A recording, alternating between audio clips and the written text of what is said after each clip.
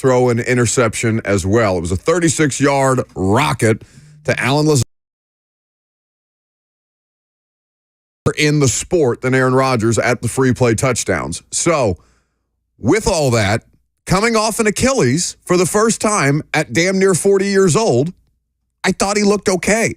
Like, the thing to me last night was not Rodgers. The thing to me last night is that the Jets defense gave up 8 straight scoring drives, and that Rich Cimini, their ESPN reporter, is getting on Twitter last night and saying, shame on the Jets defense. Shame on them. If anybody ever calls Nashville media, if Nashville media gets too tough for some folks, just glance on up to New York, where the longtime beat writer of the Jets is saying shame on you to the defense. That was crazy. I mean, that looked like a fake tweet. That looked like something that a fake Twitter account would tweet about the Jets defense. It made me so happy. Posing as a reporter. Yes, so shame on the Jets defense for the embarrassment that was their performance last night in San Francisco. But here's the thing. One would imagine that the Jets are going to be better in week 2. One would imagine that a lot of these football teams are going to be better in week 2, and you're hoping, if you're a Titans fan, that your football team is going to be better in week 2 as well. You shake off the rust, you try and get through the weirdness, the wackiness, the wonkiness of week 1, and you try to put together more consistent performances across the board, but everybody that lost a football game this weekend is going to be trying to do the exact same thing, and the Jets have Super Bowl aspirations. So I know Rodgers was saying that he hopes we see them again, which they would only see the Niners again if, in fact, the Jets were playing for a Super Bowl that the Niners were also participating in. But they have a lot of different things that they have to work out. He's also running for his life back there. They did a lot of work on that offensive line in the offseason, the New York Jets did, and I'm sure Denard Wilson is looking at that and saying, okay, we can make some hay here. There is some ability to make this 40-year-old quarterback uncomfortable under center, and the Niners were doing an excellent job of that last night. Also, shout out to Jordan Mason, the backup running back for the 49ers, who gets called upon as Christian McCaffrey is ruled out with a calf injury, which was surprising. The news last week was that McCaffrey was going to be a go on Monday after missing all of the preseason with that calf injury. Jordan Mason, Gallatin, Tennessee native, star running back for the Gallatin Green Wave, and then went on to Georgia Tech and was excellent last night, averaging over 5 yards per carry. He got more rushing attempts last night than he did in any single game during his collegiate career, which I thought was an interesting note by the ESPN broadcast. He's also going to get the 49ers fined. Did you see this? No. He was asked in the post-game press conference when he found out he was getting the start, and he said Friday. Of course, Christian McCaffrey was not ruled out until about an hour before the game last night. So if they didn't rule him as doubtful, indicating that there was doubt that Christian McCaffrey would play, then the Niners are about to get hit with a fine. So not the smartest moment by Mason in the post-game press conference last night. Speaking of the Niners, Tom Pelissero has just tweeted that former 49ers wide receiver Tay Martin is signing with the Titans practice squad. Okay, there you go. Interesting. Tay Martin, 26 years old, Louisiana native, was a UDFA in 2022 to San Francisco and was, going through the carousel of waived, re-signed to the practice squad and so forth with San Francisco. How do you have this entire human being's life story already? Wikipedia. What are you looking at Pro Football Reference? What do you got? Wikipedia, bud. He is now a member of the Titans practice squad. Played at Washington State and Oklahoma State during his collegiate career. Interesting. Did appear in 3 games for the Niners across the last 2 seasons as a former UDFA. Juwan Jennings, lead receiver for the 49ers last night. Juwan Jennings, also the first, at least the first that I saw. I don't know how many hip drop tackle calls there were or were not in week 1, but Juwan Jennings, dealing with an ankle injury, was the victim of a hip drop tackle that was not called. I did not see hip drop tackle being in the news much from week 1 in the NFL. No. In fact, the illegal procedure thing took up all the oxygen because they called twice as many in week 1 of 2024 as they did in week 1 of 2023 because of this new emphasis of trying to get the offensive line to have less depth in the pocket as they get ready for their sets or as they sit in their stance. It's a ridiculous rule. I hate it. I wish it would go away. They tried to make it ruin another primetime game last night. Damn you. Shame on you, NFL officiating. I'll do my best Rich Cimini impression. Shame on you. Leave our primetime games alone. Enough. That is so crazy for Rich Cimini to say that about one of the best defenses in the NFL. Shame. Oh, my He's like goodness. the Game of Thrones. I can't remember what the character is, but she's some kind of like religious figure. She's Right. walking down with the bell. Shame. Oh, everybody shame. remembers, yes, when Cersei is being walked through the streets of King's Landing. In fact, I think it's a walk of atonement. So the Jets Yes. needing a walk of atonement this morning after allowing 8 straight scoring drives to Brock Purdy, who, by the way, is just excellent. He's just excellent. Like, I know that there's nothing super flashy about the way that he does it. There wasn't last night. But the pocket is caving in around him, and he's just standing there, getting it done, throwing perfectly accurate passes all over the field. It doesn't matter. It's not like he's got the best arm strength to get it there, but he's got the timing, he's got the rhythm, he's got the necessary feel under duress that makes him perfect for what Kyle Shanahan is trying to do. And you saw that evidenced again last night. And it has to be frustrating because I would have liked to see Kyle Shanahan do it with somebody like Trey Lance, and yet he finds Mr. Irrelevant and does it with Brock Purdy. And Brock Purdy, to his credit, is one of the most efficient, if not the most efficient quarterback in the sport right now. Niners looked like the Niners last night, despite not having arguably the best player on their roster, Christian McCaffrey. How are Jets fans feeling as they get ready to come to Tennessee next week? Because Jets fans are Jets fans, so I'm sure that there's uproar and they're angry that they only rushed for 68 yards and they lost by multiple possessions on the road. But I bet there's also a portion of Jets fans that are just relieved that Aaron Rodgers looks healthy and, looked decently like Aaron Rodgers last night. No, they are not relieved. No? They are not relieved after okay. they got blown out. They got blown out by they're supposed to be a Super Bowl contending team, and an actual Super Bowl contending team wiped the floor with them and didn't make it look particularly difficult. Well, they certainly will be demanding a win against the Titans this weekend, but there's got to be a part of them that's just like, okay, if Aaron Rodgers looks fine, then no matter the week one result, we're going to be fine. And Aaron Rodgers looked okay. He was not spectacular. He was 13 of 21, 167 yards, a touchdown, an interception. He missed some throws, but he looked healthy, and he looked, for the most part, like Aaron Rodgers. If I was looking for a source of optimism as a Jets fan, I would say it's Aaron Rodgers. Because he's not going to be the problem. I mean, whatever he is off the field, however much tolerance you have for Aaron Rodgers, the person, Aaron Rodgers, the football player, is not going to be the problem because him and Garrett Wilson are nice. Like that looks exactly the way that you want it to look. We were robbed of that last year. Sounds like we're going to get a pretty good sample size this year. And on the whole, the Jets defense, I think, is correctable. Like, I think the Jets defensive issues are correctable. I did see Kevin Clark of ESPN point out last night, perhaps the coach who's 18 and 33 is a part of the problem, Robert Saleh. 615-737-1045 is the number. We'll pivot to some college football. Big week 2 in the world of college football. Big week 2 for the Tennessee Vols. We'll talk to Mike Felder of Bleacher Report and Stadium coming up next.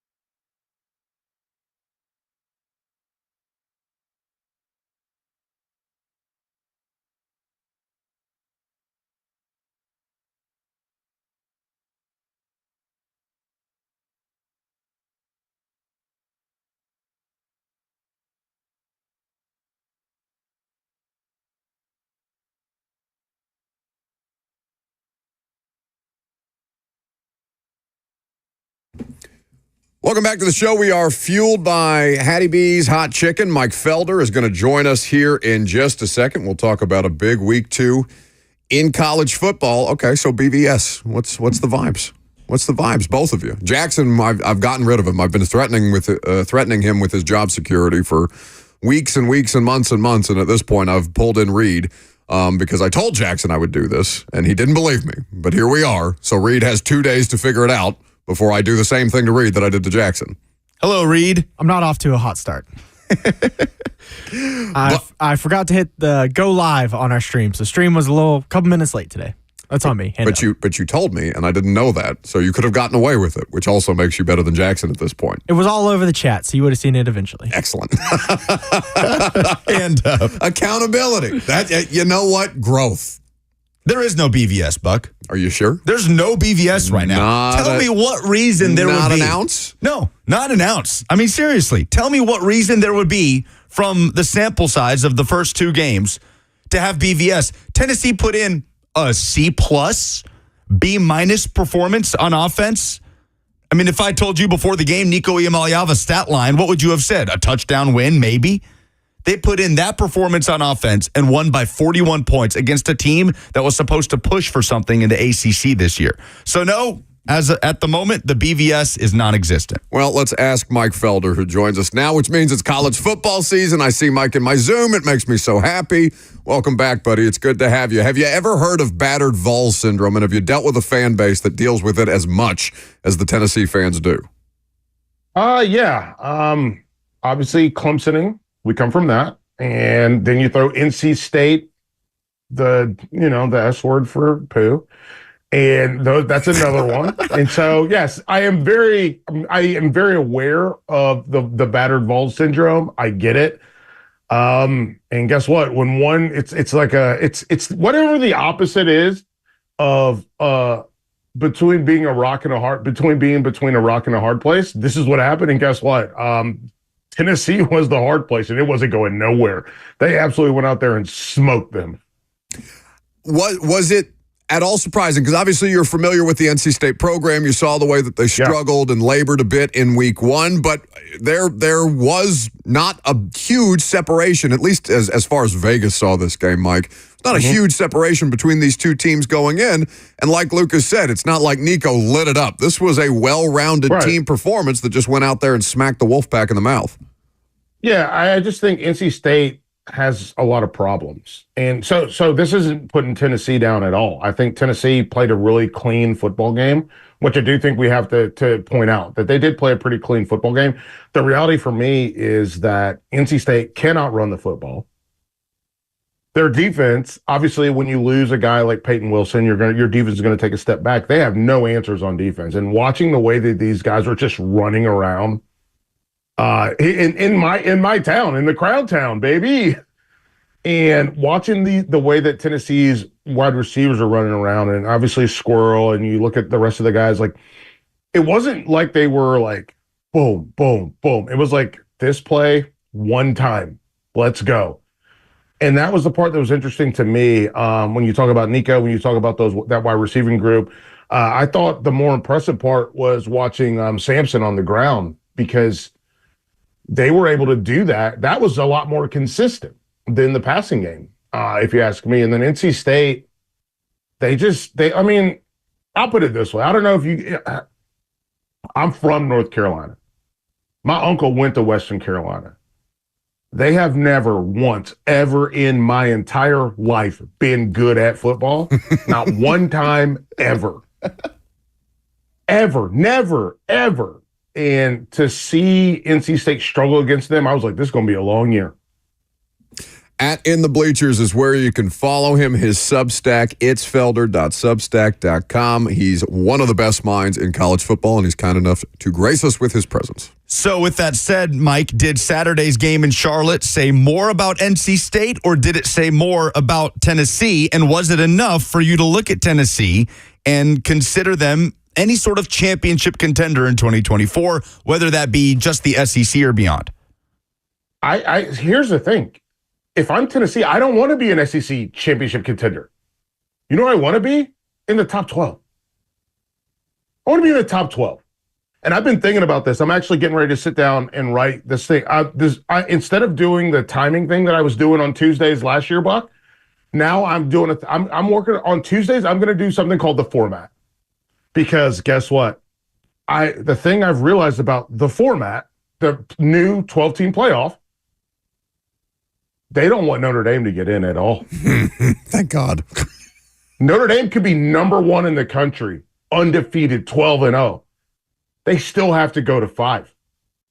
And so to flip this back to the Tennessee perspective, if I'm Tennessee, sure, maybe I lose to Georgia, or I lose a game, right? I drop a game. It doesn't matter. But I just hang around, which puts me into the playoff. And now I'm in the playoff, and let's go crazy.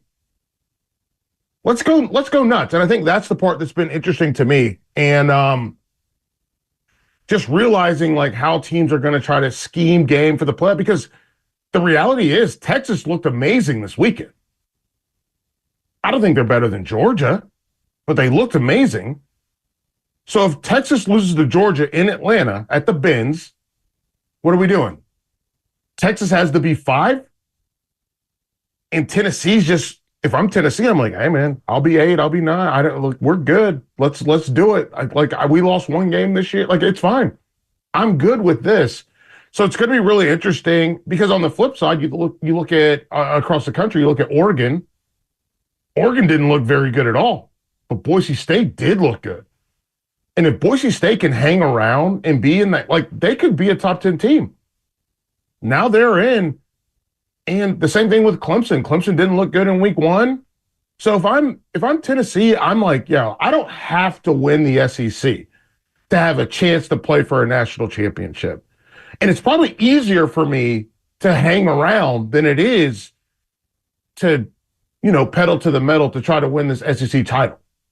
I'm sure plenty of SEC fans, just speaking specifically for this part of the country, I'm sure plenty of SEC fans, Tennessee specifically, are starting to wrap their minds around that very concept, Mike, because as we play this thing out, you're getting more of a representative sample size of just how it is the best way to go about this thing if you do think that your program is one of the best 12 in the country. Who is the best college football team through the first 2 or 3 weeks, depending on how you count week 0? So I got to do a show, and so just so you know, like, this is how I'm doing it, right? So I got to do a show. I know you can't read all my handwriting; it's terrible. Well, you can't give away all your trade secrets to our YouTube chat, Mike. Don't do it.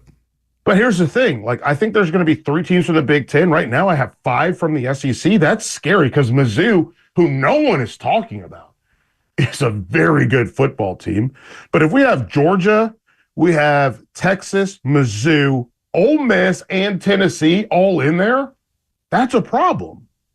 You throw in Boise State, I think Penn State, I still feel shaky about them because the way that they struggle with Bowling Green. I think Georgia's the best team in the country, and not because they are as dynamic as Tennessee. I think Tennessee, USC, probably arguably the most explosive teams in the country. But Georgia, I mean, and I've heard this a million times, and it's one of those things, like, I don't know if anyone's ever wrestled or anyone's ever done anything like that, but it's like, if you cut off a man's air supply, he doesn't want to fight anymore. And Georgia has the ability to do that.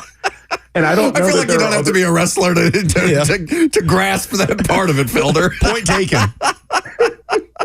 But like, that's what they do. Like, Clemson was near perfect for 40 minutes on the defensive side of the ball.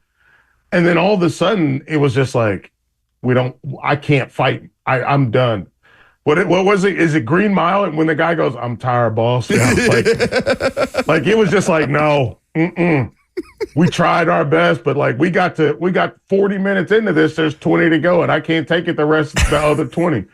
So yeah, I mean, like Georgia will put you in a cool hand loop going into the box situation in an instant. So this is going to be one of those things that's going to be interesting. I do think that, Texas, amazing. Tennessee, they really and again, they could play a better football game than this. And I think that's worth noting. They could play a better football game. Nico could he doesn't have to have 2 interceptions, right? What if he does hit a couple of those deep balls? Like, what if he hits a couple of those that are down the field? What if, like, that's the thing. What if Samson breaks one of those runs where he gets tripped up? Like, what does this look like? And that's the part that's going to be interesting to me, especially as they get into that SEC schedule. Shame on you for not respecting Vanderbilt enough to put Missouri on upset alert in 2 weeks. Shame on you, Felder, really. Dude, listen, I'm already dealing with Virginia Tech fans that are irate, okay? They are irate.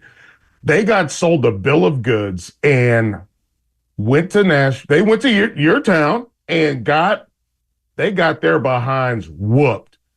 And they were supposed to be like a quote-unquote dark horse ACC title contender. And Kyron Drones, obviously I know there was some injury stuff, but man, they looked mid.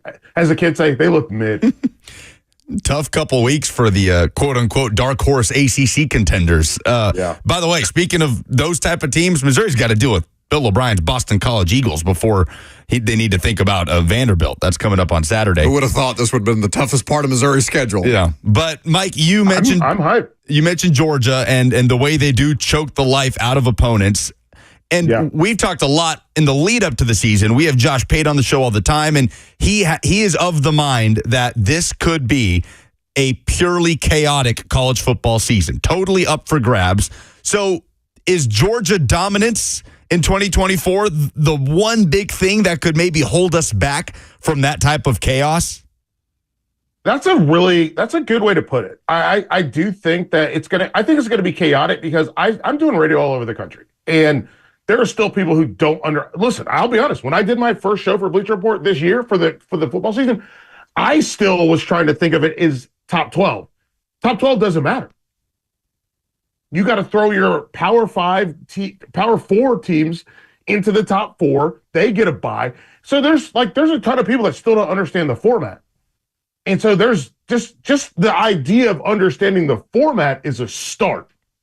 Then you get into, okay, so what does this look like? Like, we're looking at Tulane, or we're looking at not Troy, because Troy, I think, just took an L. We're looking at all, like, there's these moving pieces. We already mentioned Notre Dame.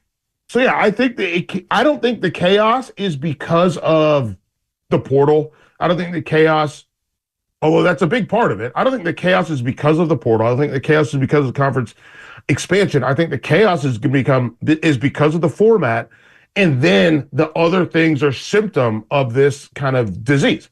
And so what we're dealing with is a Tennessee team, again, we already mentioned this, they're better off going 11-1 or 10-2 and just hugging up to 12 and getting in instead of let's go pedal to the metal to try to make sure we win an SEC championship.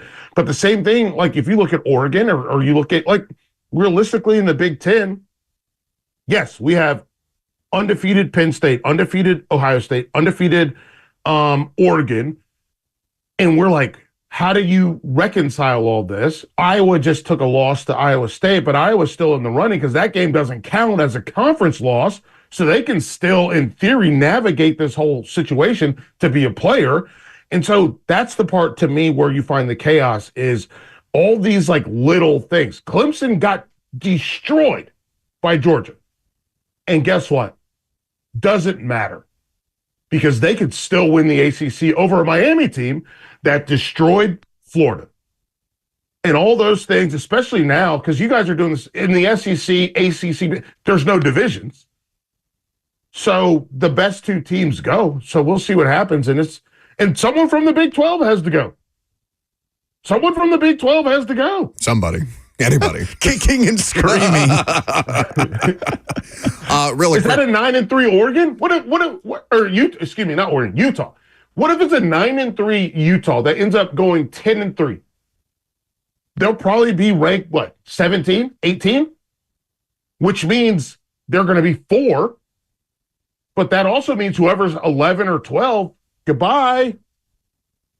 I quickly need to find Mike Felder for the humble brag of I'm doing radio all over the country read, please, quickly. Thank you very much. We'll collect that from you. You're part of the country. No, that's okay. It's fine. It doesn't need to be said out loud, Mike. That's how this game works around here. I know that we've got to get you back into the swing of things, but I'll Venmo request you for your fine money later. He's lashing out, Mike, because he likes to do this clout chasing thing where he references people he's bumped shoulders with that bring no extra context to what he's saying. So we fine him for those moments on the show, and now he lashes out. And anytime anybody brings up something of the ilk that they're doing a radio show here or they are friends with this person there, he lashes out and he tries to take their money. That's right, and I did it. There it is. Mike Felder. No. Hey, before we leave, I just want to say this. No, you're not done yet. I'm not done with you yet. No. Let the man talk. I love doing the show. You are one of my favorite guys to talk to. I love doing the show. The point I was trying to make is I'm hearing other stuff from other people that aren't just in the Southeast like we are, right? And so I'm trying to incorporate that into our conversation because I can tell you what, the people in Berkeley, not thrilled. The folks at UCLA, not thrilled at all. But you throw in Cal getting a win over Auburn, hey, buddy, let's go.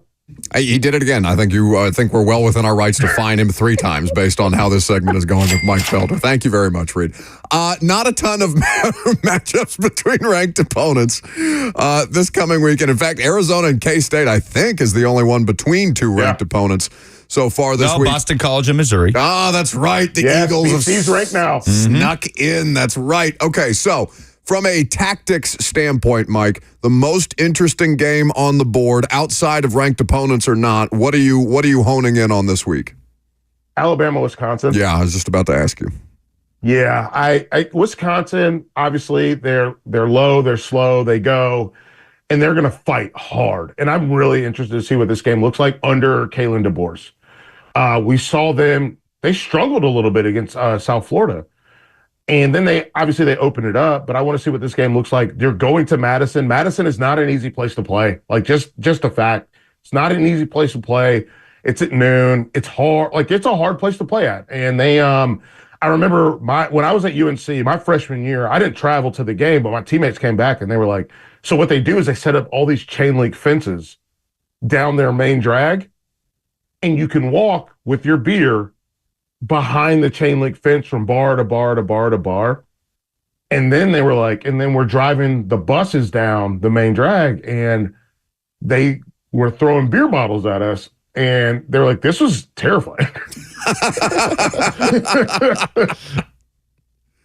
So that one is high on my radar. Florida State, Memphis, again, that's another one. And obviously Memphis is right there for you guys. And I think that Memphis and Boise State, to me, are the 2 that I'm very interested in. And not just getting the 12 spot. And again, that's why I go back to the format.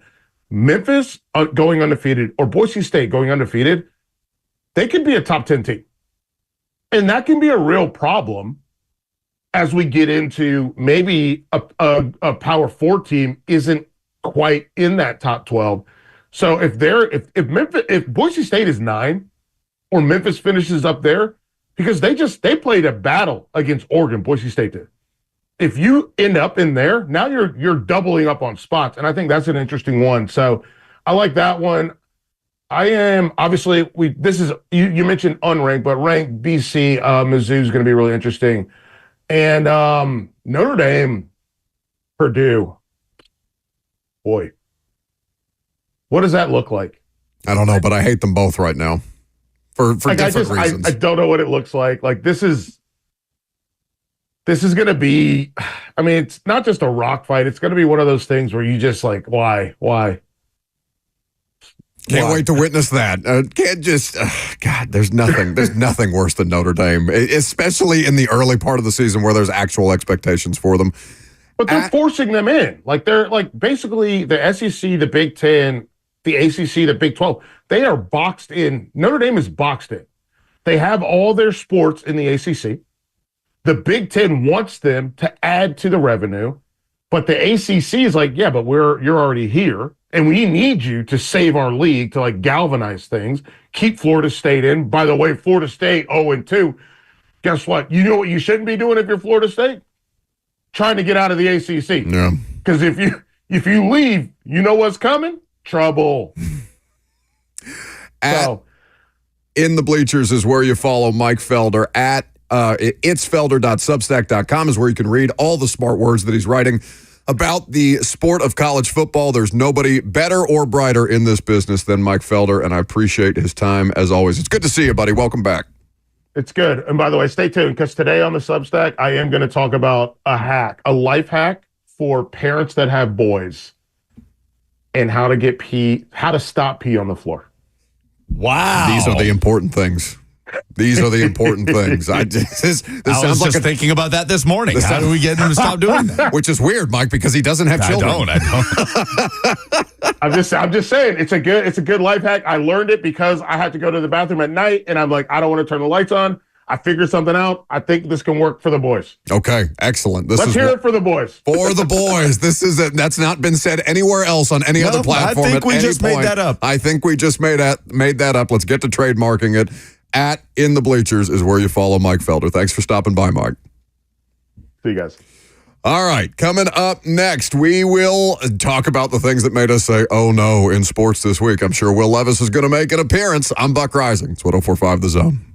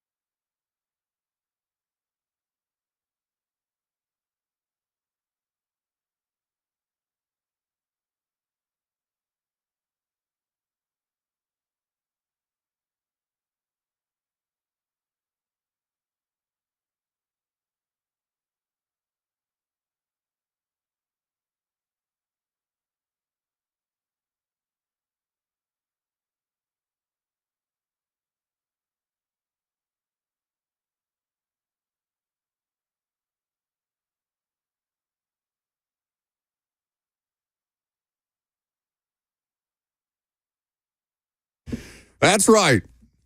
What made you say, oh no, football is back, which means fan bases are in hell? 615-737-1045 is the number. What in sports made you say, oh no, this weekend? Because there was a good amount of it to pick from locally, but I'll leave the low-hanging fruit to somebody else, because there was a tragic loss yesterday, and it made me very, very sad because it felt like a piece of my childhood left me. And that is James Earl Jones passing away at the age of 93. He's one of the most recognizable voices in all of movies, whether it's Star Wars, whether it's Lion King. Of course, he has so many pivotal roles in many, many sports movies, Field of Dreams. He's great in Coming to America. You could go through The Sandlot. There's any number of movies that you can pick that James Earl Jones probably had some level of impact on you at some point in your pop culture consumption. So an icon, literally an icon, passing away at the age of 93 yesterday. I was very sorry to see that.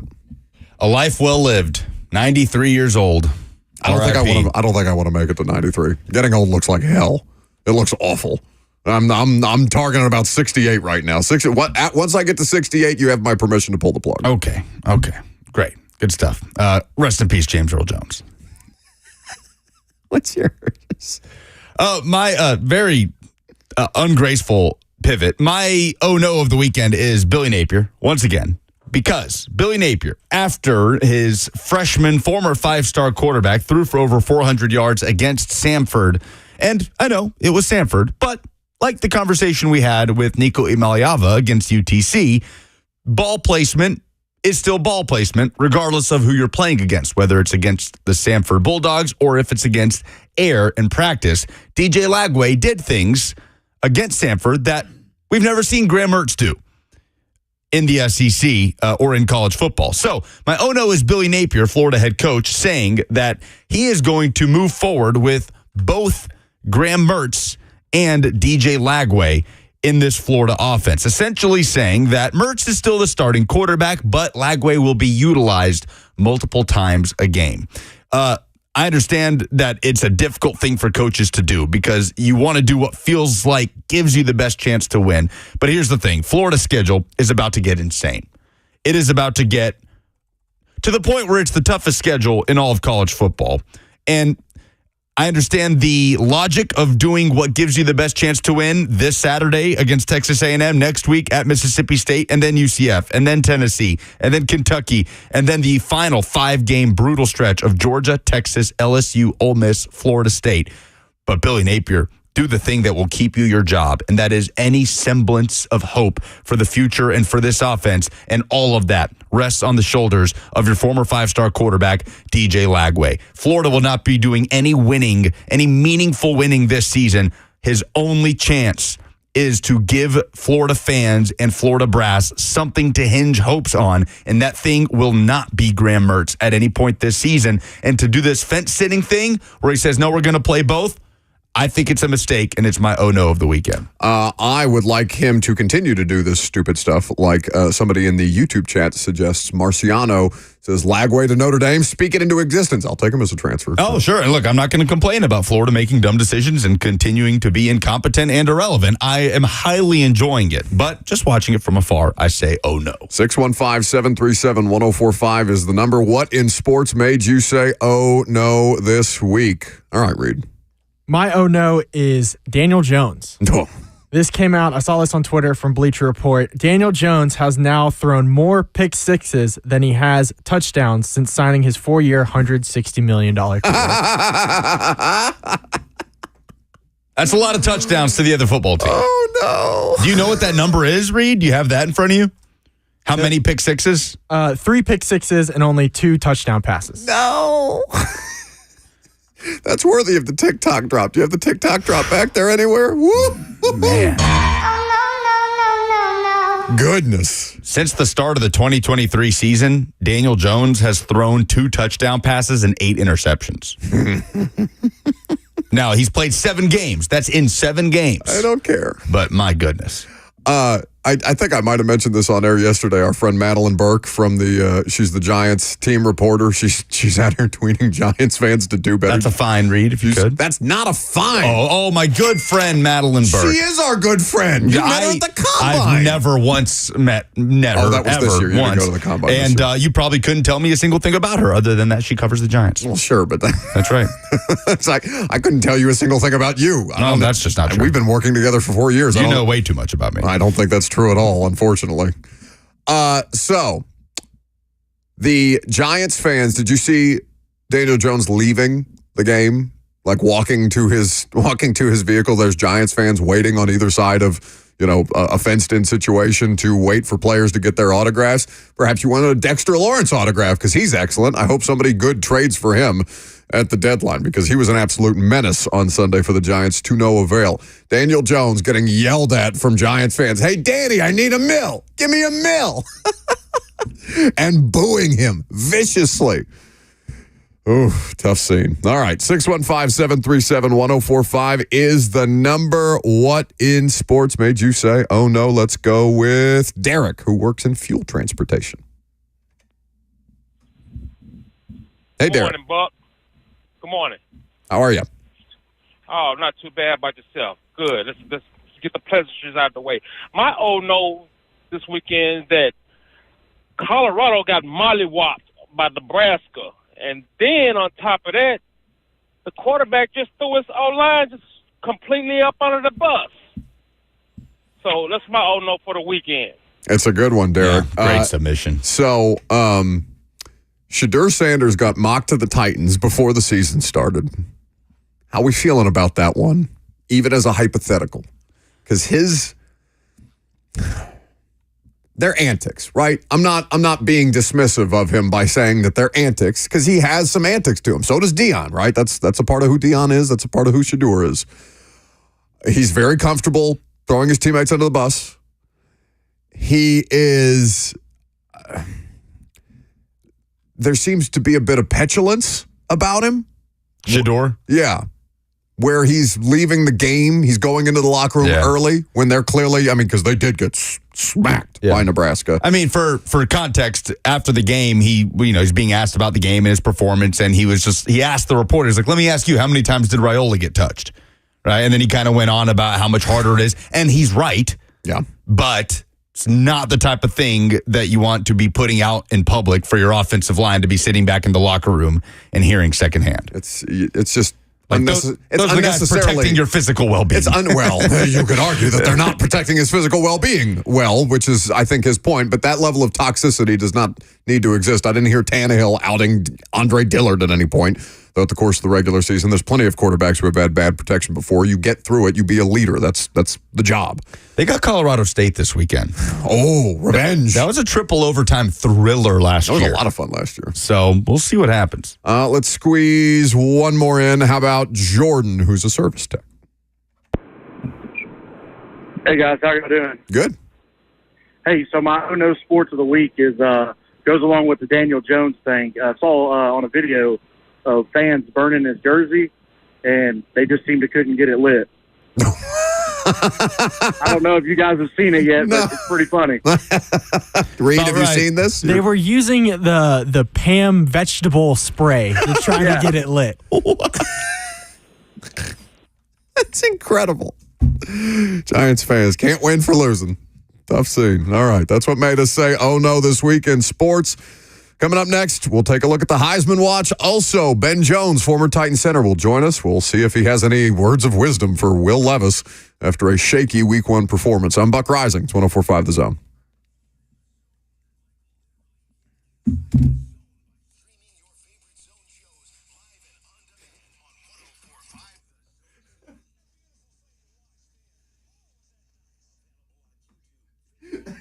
Get inside the zone. Oh, man, that's so amazing. It's incredible how he one-ups himself. It's so great.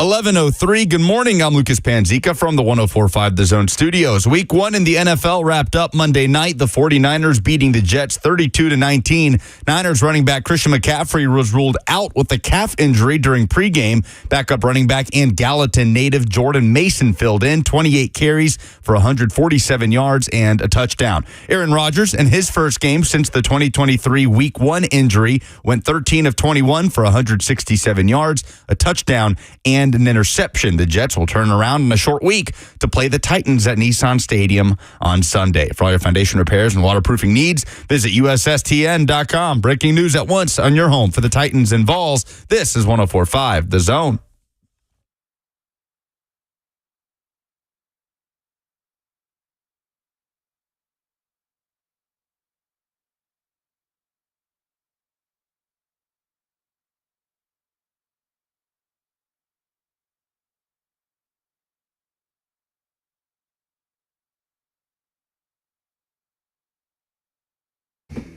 Second hour is upon us, and look at that. We have a pleasant surprise. He arrived early to do his segment because if you're early or if you're on time, you're late when it comes to football. So Ben Jones is hanging out here in studio with us. Benny, it's been a while, bud. It has been. I'm happy to be back. Good to see y'all. It means it's football season. It's football season, so we've recruited all our friends to come and help us sound competent as we talk about the sport, and we are getting ready to dive into the Heisman Watch.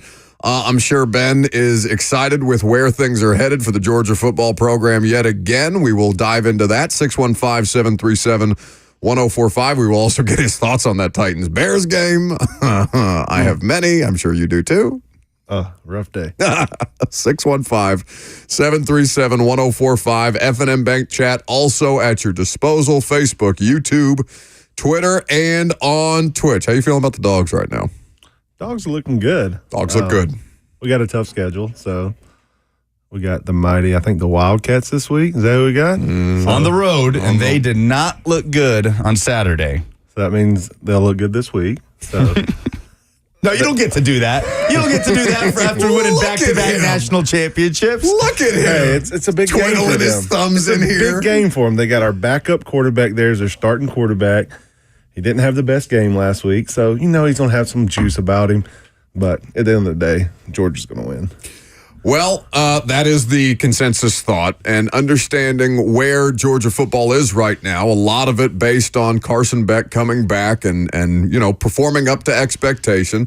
So we're doing this segment, Ben, every Tuesday at about 11 o'clock where we take a look at the Heisman Trophy odds. And obviously, Beck is up there. How do you view him and the job that he's doing right now after coming in last year and, you know, managing the situation as a first-time starter for Georgia that way? Yeah, that was the big question mark last year for Georgia. Hey, who's going to be the guy? Can he win the big games? He did. Early in the season, we ran the ball a lot. We didn't put a lot on his plate. Then, hey, we had to win some games. He won the game for us down at Auburn, and he won big games for us. He beat Tennessee, all those. It was just snowball effect. Now you get him back. He's confident. He's a leader. A lot of the weapons are still back. He still got Lovett. He's got a better back this year. We went and stole Florida's running back. So we take all the talent we can get. So I think it's his year. If we win these games on the road, you beat a Ole Miss, you beat a Texas, you beat a Alabama, he should beat the Heisman. No matter, some teams are going to have better stats because they throw it more. You got your Ole Miss quarterback who throws it and all those guys. So if you win them, give it to him. FanDuel Sportsbook, where do you think Carson Beck ranks in the Heisman odds after week 2? I'm going to say 4th. Third, Quinn Ewers is currently the betting favorite at plus 500. Should. Cam Ward, Miami, plus 750. Carson Beck is at plus 850. Jackson Dart from Ole Miss is at plus 950. Then you have Jalen Milroe, and then Dylan Gabriel and Nico Imaliava are tied for the 6 best odds at plus 1,200. Dylan Gabriel, the Oregon start has been tough. They were winning, but It's not pretty. They're out of Idaho teams to play. I don't know how many more teams the state of Idaho can throw at them. So it's time to start beating some teams here in the Power Four. So it is as simple as that. They have the toughest level of competition, Georgia does, on their schedule. They have the greatest strength of schedule for him to be able to test himself against. So it is as simple as going out there and just handling their business. Style points do matter to an extent. What, from a trait standpoint, as you look at him, having played with a variety of different quarterbacks throughout the course of your college and pro career, what is it that makes him stand out at the position specifically? I think his demeanor. He's always calm. He's always chilled. Sometimes I wish he had a little more juice because I like a quarterback that can fire you up, but hey, he gets the job done. I think they have the coaches and the other guys on the staff. They have a veteran O-line who can bring the juice for him. But he gets the ball out. He's smart with it. He can run if he needs to. And that's always that extra weapon like, hey, we're not going to blitz this guy. This guy's not a mobile guy. He can go get a first down for you. He's no Milrow for any matter of fact, but he can get the job done, and that's what you want. A calm, confident quarterback who can deliver for you on the road and at home. I'm sure Tennessee fans think that Nico probably deserves a little more credit, even though he didn't have the best game against NC State. He has looked the part of the five-star prospect at quarterback for the Vols at this point. They say their BVS, their battered Vols syndrome is gone, Ben, and I don't believe them. I'm waiting for that Georgia game to see how much of it creeps up. He's a good quarterback. I'm not going to lie. When I sat there, I was like, all right, how's he going to be? The ball jumps out his hands. He can make every throw on the field. They have a good offensive line. They have weapons. They have the team. Are they going to win the big games? And that's what it comes down to. They got a couple hard games, and they're a team that can sneak in this playoffs and make a run on it because he's going to get more games under his belt. He's going to get confident in the year. So Tennessee fans, if you lose 2 games, it's not a big deal. He's getting those snaps. He's getting all those games under you. They're a team in the playoffs that you might not want to play. So stay strong, Tennessee fans. Look at that. Look at that. The Georgia Bulldog giving you a pat on the butt. Stay strong, boys. Stay strong. Well, for them to flex their biggest strength on Saturday and it not be the quarterback, I think is what is bringing the most excitement right now because their front seven kind of flexed. NC State couldn't do anything running the football, and Nico was okay. I mean, he made some mistakes. He threw a really bad pick six, which he was hit while he was throwing, but his first interception's just a miss, just a bad throw. Yep. So how confidence building can that be early in the season where you know what you have in a quarterback? Yeah. He doesn't have his best game, but it's the defense. It's the run game that goes for well over 200 yards that lifts you to a 41-point win. And then you go back home and you're in the locker room thinking like, oh, if everything gets put together here, then, I don't know what the limit is here. Right. That's what you want as a team. You don't want to have to rely on just one person. Now he knows, hey, I don't have to do everything to win. We have a good team around us. We play good defense. We can run the ball. I have weapons. So as a young quarterback, that should make him calm down like, hey, I don't have to be a superhero out here. Just make the plays that they're giving me because he's going to have them. Like they can run the ball. They have playmakers. So if he sits back and doesn't try to do anything extraordinary, they're going to be hard to beat. Long way to go between now and December, but obviously we'll keep an eye on the Heisman Trophy watch throughout the course of the college football season. We're going to get Ben's perspective on the Titans game coming up next. We'll also ask him some questions about the Jets and their defensive front coming off of Monday Night Football. The phone number, if you want to get involved, 615-737-1045. I'm Buck Reising. It's 1045 The Zone.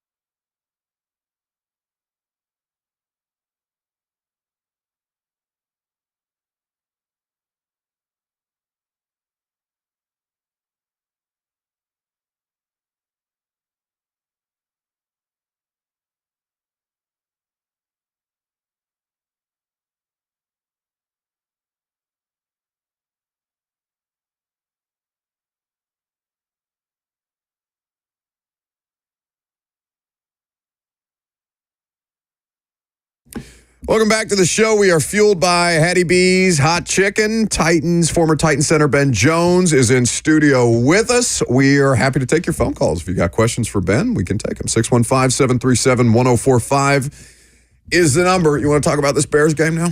Sure, let's get it. Let's get it over with. You sure? Sure. You don't seem that excited. What? So take me through this from your perspective.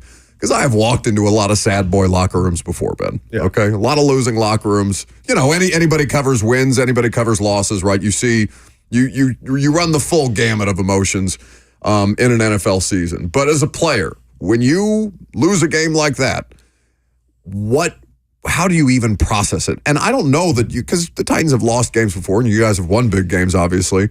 But I don't know that I've seen them. In fact, no team in the history of the NFL has lost a game to a team that was trailing 17-0 and had less than 150 yards of offense. So I'm not sure if you can provide proper perspective on what it is to lose a game like that one.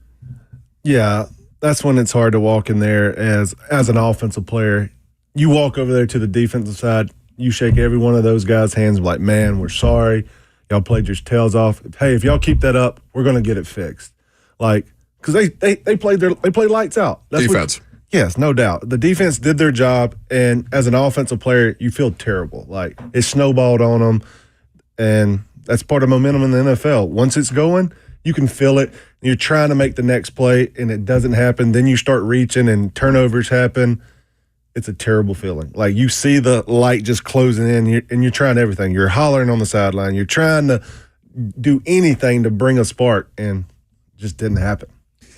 And it's such a hard thing to quantify because it's not like you can really grasp it in real time. Maybe you can in certain moments, but for the most part, that snowball effect, you don't feel it until you're already rolling downhill, one would imagine at that point. No doubt. We've had games like you can feel the life like, hey, man, it's got to be this drive. We can't have another 3 and out. Who's going to make this play? So every time you're in the huddle, like, hey, you just got to do your job. And that's where they're young. I give the offensive line, they are young. They haven't played a lot of ball together. When we were veterans, I'm like, it's no reason to holler, scream, hey, Taylor, block your guy. Roger, block your guy. I'm going to block my guy.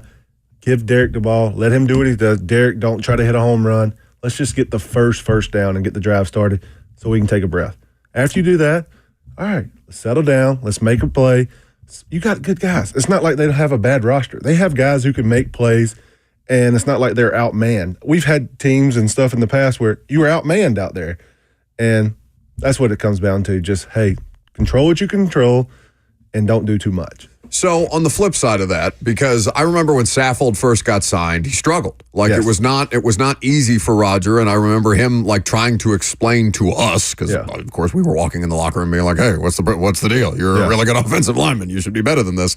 And he was explaining a couple of different things that I don't think the people necessarily understand in real time because you watch the game, you see an offensive lineman or you see a quarterback take a sack, you blame the offensive line, however it works, right? So when Saffold got signed and you guys were trying to coalesce as a unit, what was the learning curve like and what was the moment where it felt like that kind of clicked for you guys? Because after a while, that was the most unstoppable play that you have was run left. No doubt. And that's what it was. We knew, hey, you're a Pro Bowl guy. Like, how can I help you? Are they making you set a different way as a pass protection? Are you feeling uncomfortable? I remember at one point, I'm like, hey, just block him. Like, I know he's telling you to do this technique.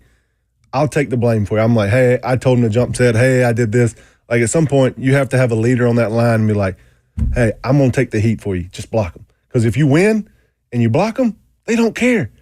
The Monday meeting, when you win, is a lot better when you walk in there Monday and you lost. And, hey, you didn't do the right technique. I'm like, at some point, winning fixes everything. Ben Jones hanging out in the studio with us. So then how does that conversation change with a young quarterback, right? Because I imagine it's one thing when you're talking to your line mates, the guys you're spending every rep with in the locker room next to. How does it change? Like, what would you be saying to Will Levis as you bridge the gap from week 1 to week 2?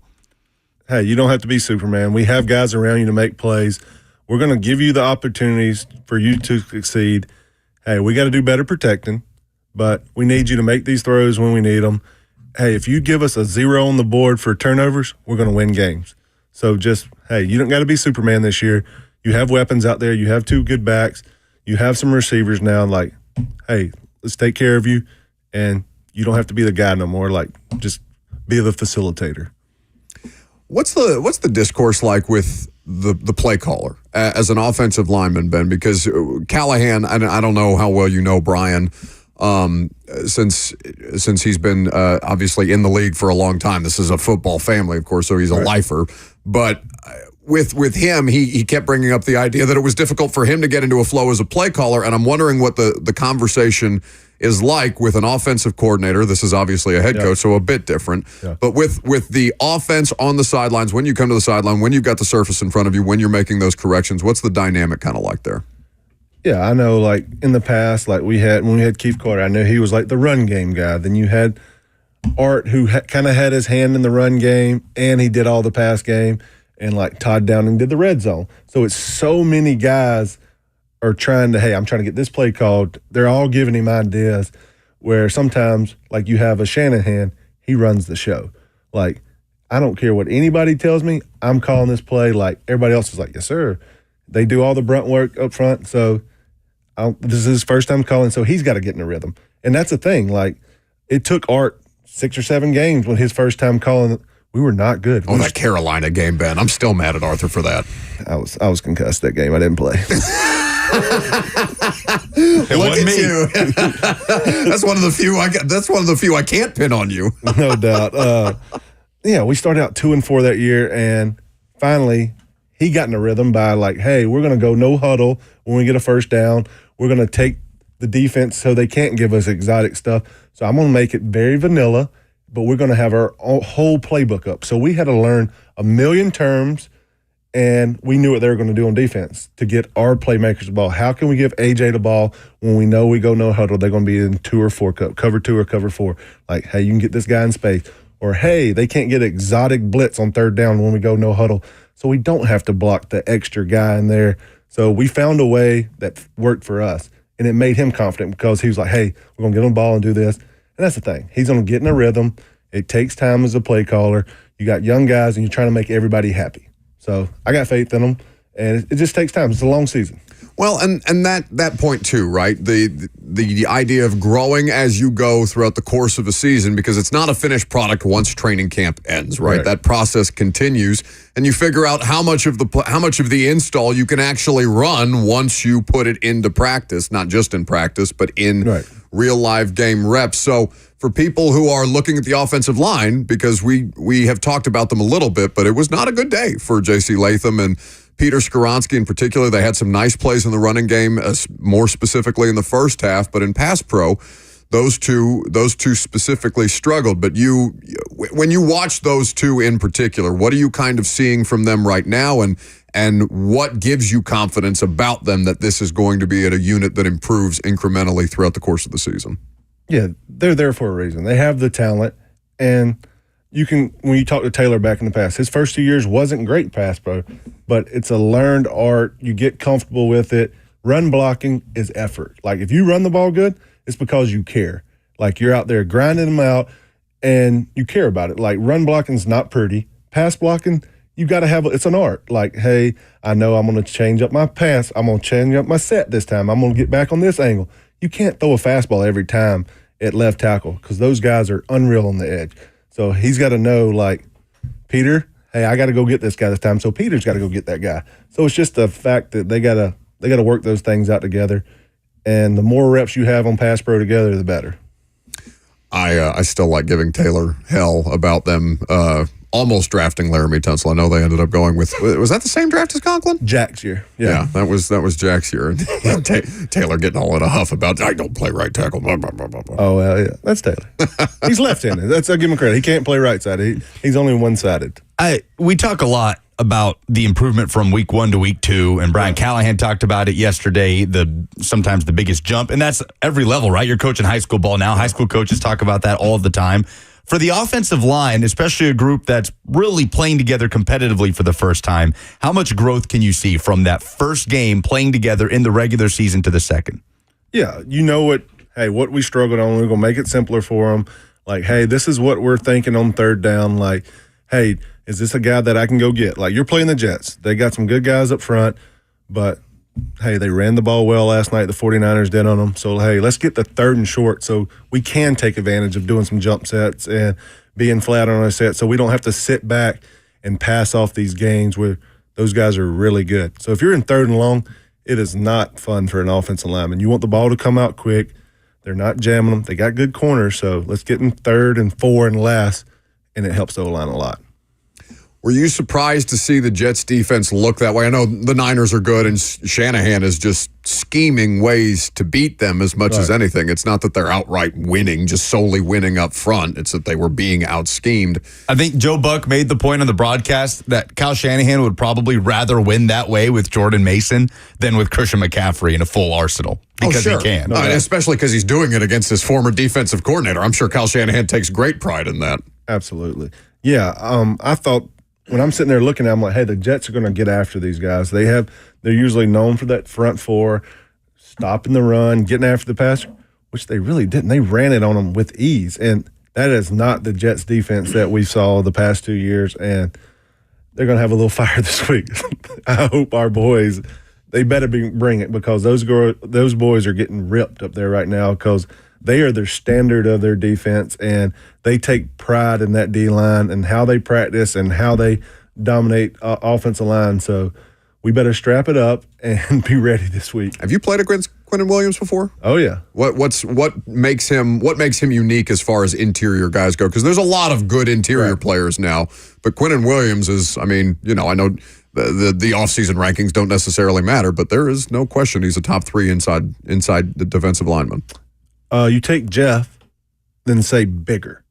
He's a bigger Jeff. Like, Jeff is great, but big Jeff, but bigger. Bigger. Like, he's heavier, he's longer. Like, Jeff is a bull in a china shop. This guy can beat you with speed. This guy can run you over. He's just a larger Jeff, and he's got juice too. So imagine Jeff just a couple inches taller, a couple pounds heavier, and the defense that penetrates. He's not having a 2-gap read and a 3-down front. He is attacking every play. So Lloyd Cushenberry, it sounds like fairly well. Yep. Lloyd is somebody who's going to be relied upon heavily to help further the development and ease the learning curve for a group of offensive line that are trying to coalesce as a unit. Lloyd in particular, what do you like about his game, having played the position yourself?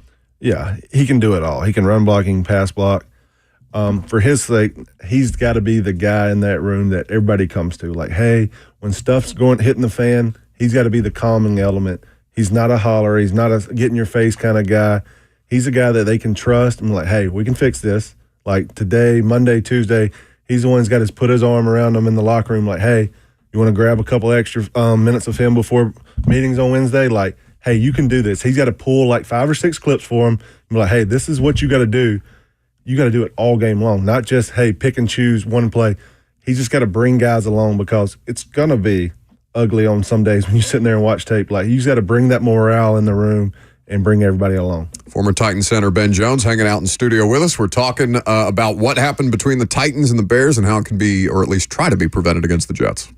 So as much as we talk about Levis being a young quarterback with all the stuff that's being thrown at him, how much is J.C. Latham just absorbing right now? Like, how much is week one, just that introduction to the NFL? Because the Titans defense, as dominant as it was, we talked about Denard Wilson taking advantage of that being the first time Caleb Williams saw an NFL defense. It's also the first time for J.C. Latham as well. So just how much better do you expect him to be in week 2, especially with Bill Callahan helping him bridge that gap? Yeah, I always tell a young guy, like, hey, don't look at the big picture. Just focus on the small things. Like, hey, is it my stance? Is it my punch? Like, fix something. And they're going to be at home, so they're not have to do silent cadence. That is an issue for a tackle early on. Like, seeing the snap, timing it up. You get to be at home. You get to use your cadence against you. So, let alone that should help him right away. Not having to be on the silent cadence and try to block a monster on the edge. So, being at home is big for us. Could you kind of go into a little more detail about the difference between the silent count and being at home where that's not an issue? Because people hear that, but what are the processes for you that are different when it's a silent count on the road in a hostile environment? Yeah, for me at center, it was great. Also, that's fine that your phone ding. Typically, we have people read who texted you on the air, but I won't do that. Read the content of the message. It's probably my wife. And it was. And did you hear the ringtone going off earlier? Andy Griffith? That was my ringtone going off. Buck, I have to be a responsible human. I have kids, so you never know. Fair enough. Don't shame me for your phone going off. That is not the way to combat the fine system. So silent cadence. For the center, it's the best thing in the world because I can snap it when I'm ready. But for everybody else, it's got to be the exact same every time. So when me and Taylor would take 1,000,000 reps after practice, before practice, because he wanted to know, like, hey, when you going to release it? Like, it's not when I was at the top I would release. I'm like, Taylor, as soon as you see my head start work, jump it. Because I'm going to jump the cadence, you jump the cadence. So he wants to jump, I want to jump. So we all would do it. We did it every day that week of practice. We'd come out as a whole group. We would do team takeoffs, team get-offs, so they could time up every single snap. Because if he's waiting on that end's not looking inside. He is beelining for him. So Taylor was the one that always took pride in being exactly a little early on the count, and that's how you play. If you're behind, you're late. The degree of difficulty on the quarterback and the representative sample size that we have of him, Ben, because he's not a young player. He's damn near 20. Is he 25? Going to be 26? Will Levis, he's older than you would probably think he is for being in his second year as an NFL player. Turned 25 in June. Okay, so 25 in June. He's had 10 starts in the NFL. How much time does a quarterback need to get comfortable with the art of diagnosing and running an offense with flow and with rhythm? How long basically before I can stop treating him like a rookie? Because I don't like that crutch is already being tossed out there for a player that has 10 starts in the league. Yeah, I would say, hey, you should see a big jump between 1 and 2, but he had to learn a whole new offense again. So you got to give him a little like, hey, okay, it's new verbiage, it's new hots, it's new guys protecting for you. So it's not like, hey, I got the whole off season. I know exactly what I'm doing. I'm going to come in and be confident in the huddle because I already know the formations. I know the plays. He's starting all over again. So that's not easy. It's a lot of verbiage they do at quarterback. That's why they get paid $60 million like Dak Prescott. And the good ones are really good, and that's why they get paid that much. So if he's trying to take it to that level, he's got to perform a little better for us. He's got to be the rock that everybody looks to, because if you're making that kind of money in the future, like, you got to be that guy. So he's got to play better. Quarterback demeanor. It's not like Marcus was any kind of like loose cannon that way. In fact, it was almost more noticeable when he showed that fire, at least visible to us, right? I know that you guys deal with him in a different sense. Tannehill, kind of the same, always very even keeled in the way that he managed the situations. With Levis, it feels like he presses more as the game goes along, which is where you saw the unraveling. It felt like as offense started to become harder to come by against a really good defense. As a veteran center, how would you handle a quarterback like that, understanding that you've played with a variety of different quarterbacks, but maybe not necessarily one like this? Yeah, for me, I had Marcus and Tanny here who were a lot the same, like with the demeanor and how hard they work. They showed you, hey, I'm a leader by how I'm in the building, how I'm staying extra after practice. It wasn't like, hey, I'm going to holler at my O-line, I'm going to do that. Because he had guys to do it for him. Like, Tanny would be like, hey, Ben, pick it up. I'm like, I got you, we got you. So he could come to me, Taylor, Delaney, other guys, Derek. Like, we handled our room for him. So he could be the guy, like, could stay focused, stay even keeled, get it fixed during the game. Instead of being on the sideline having to be the hype man, he was over there like, hey, with the OC, with the quarterback's coach, hey, we're going to get another opportunity.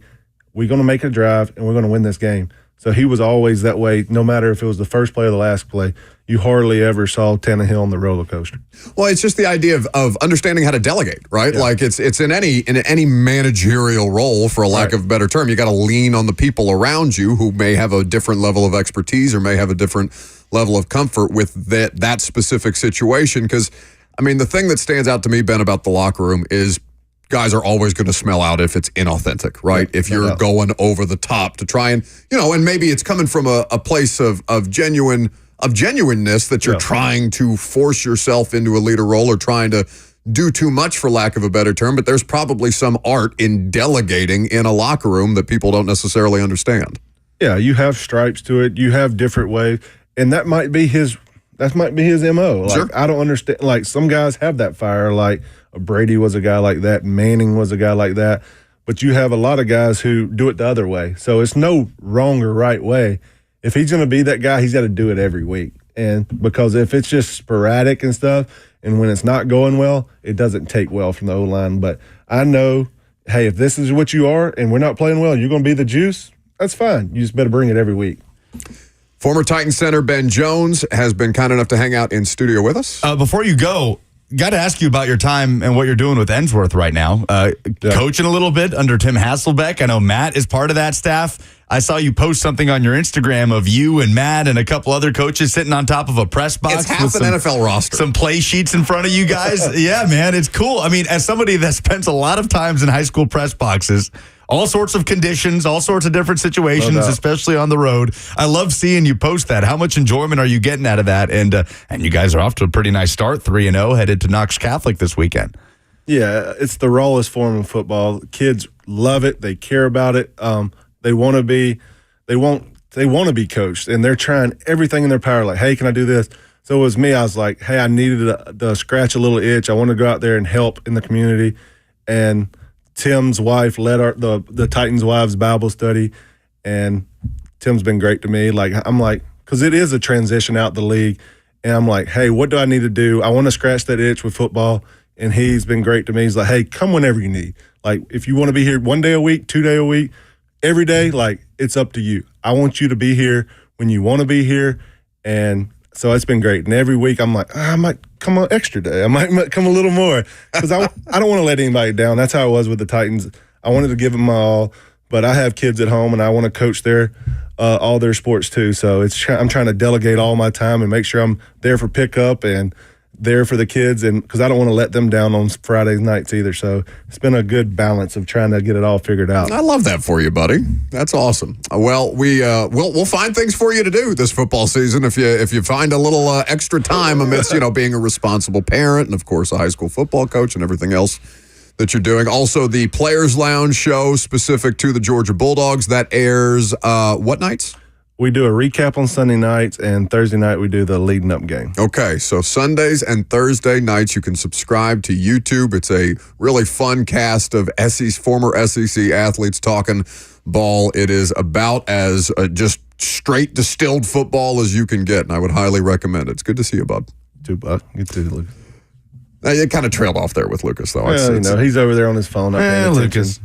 He's always it's one of the funniest things that when we do these interviews, Lucas looks like the most distant. Maybe he is the most distant. I do look disengaged, but I'm cranking it out on social media. Man. I'm trying to get you out there. He's working. Yeah, he's working. Unlike you over there, Buck. You just get the hell out of the studio. Get out of here right now. I'm Buck Reising. It's 104.5 The Zone.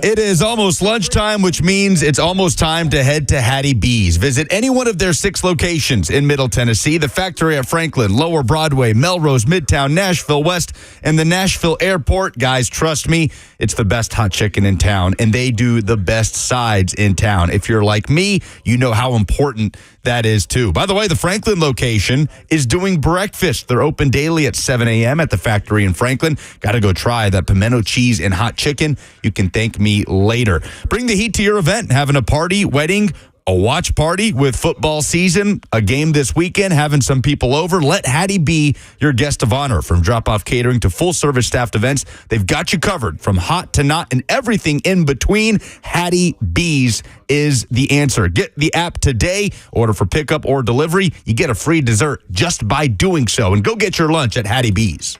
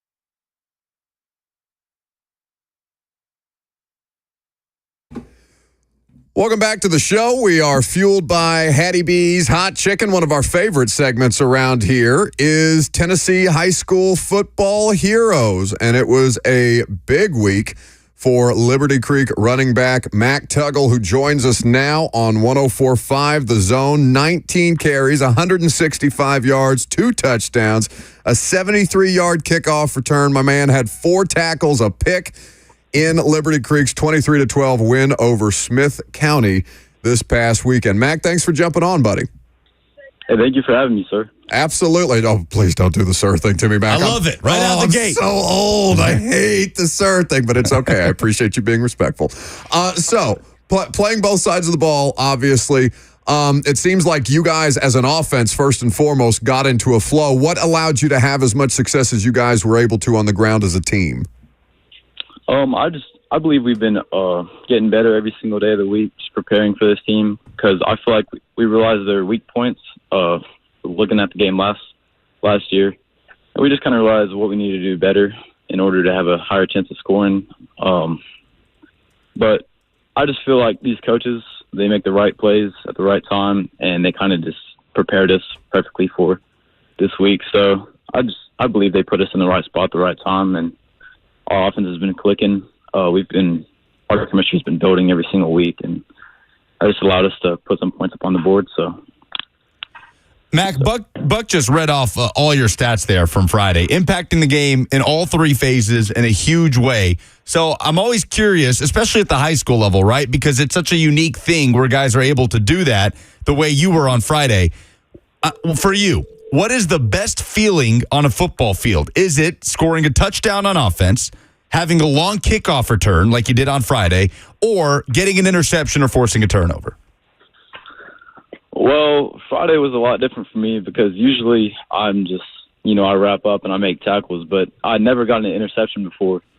So I would have to go with, I'd have to go with the pick because not to brag, but I've had my fair share of touchdowns throughout high school. It doesn't get it doesn't get any less special.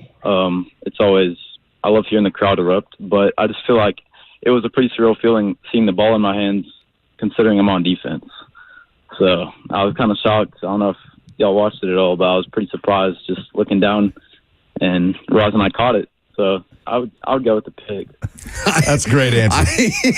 Just the idea of, I scored plenty of touchdowns in my career, which I mean, it's factual. There are no lies detected in the middle of that. But like to do that to an opposing fan base, to an opposing team, to steal the momentum away from them that way, that has to be gratifying. I understand why you would feel that way for sure. Right. Yes, sir. So you play for Liberty Creek, which for those who don't know is a really unique situation, a really young program that didn't play its first football game until 2022. And with Middle Tennessee expanding this way, you're seeing these type of stories sort of pop up around the community, Mac, and you've been a part of it, front and center with Liberty, now in the 3rd season as a program. What's that been like for you, just to be a part of building a program from the ground up? How much better do you think this team has gotten over the last couple of years? Oh, it's noticeable. Just not even through our record, but just being in the weight room or during practices, you're going to see everyone getting better, not only as a individual, just as a team. We're just building chemistry every week and every year. But it's been a pretty amazing feeling because the last school I was at station camp, and I came here just figuring that they were just going to throw a bunch of guys together from all the schools and just form some type of football team. But really, I think everyone's just clicked, and you've watched the progress and the growth through our seasons. So it's been a pretty awesome feeling. So Liberty Creek gets the first win of the season. Now you guys host the Stratford Spartans coming to town with the same record. How do you go about building on this momentum, Mac, so you guys can continue to progress throughout the course of the season and get back to 500? Oh, well, I just feel like every single week we continue to get better. And last year I noticed once we started to win a few, our momentum just kept carrying, and we just kind of felt like whoever was next, they weren't going to be enough. So I feel like we are just a lot more confident going into this week because it's heartbreaking and no one on this team likes losing. So I just feel like we get a big confidence boost whenever we do get a win. And considering what we did to them last year, I think everyone's just, pretty happy about this game, considering that they were ranked higher than us going into the season. So we just want to prove some people wrong, Well, it's as much about proving yourself right as it is proving people wrong in these type of situations, I'm sure. So continued health and success, Mac. We really appreciate you stopping by, and good luck on Friday night. Yes, sir. Thank you so much for having me. That's Mac Tuggle. Liberty Creek running back and defensive back getting ready to host the Stratford Spartans this week. Our latest week 3 of the high school football season, Tennessee high school football hero. I love this segment. Week 4 now. Region play started up for a lot of teams last Friday, and it starts up for Liberty Creek this week against Stratford. No doubt, man. It's always wild, the calendar, because it's week 1 of the NFL just ended. And week 4 is about to start. Like, these guys are getting close to the midway point of their regular season. It always sneaks up on you every year. And stories like Mac's are especially unique at a program that started literally from the ground up. And to do it in all 3 phases the way that he did, to get their first win of the season, it's the exact reason why we do this segment. Great job by Mac Tuggle. What game are you on this weekend? This weekend, I will be doing Rockvale as the Rockets host Stewart's Creek. So we'll be on My TV 30 Friday night. The Zone will be back at it. There was no high school football on the Zone last Friday because of the Brazil game, and we had Westwood One coverage of the NFL. Will Bowling and Brad Hopkins will be doing CPA at MBA. Always a great D2 matchup. That is at MBA. But yeah, I'll be at Rockvale as they host Stewart's Creek. Okay, fun. Let's talk about Will Levis, the growth curve compared to Joe Burrow. That is something that this head coach has particular experience with. We'll also get to your phone calls on the Titans, 615-737-1045, the number. I'm Buck Reising. It's 1045 The Zone.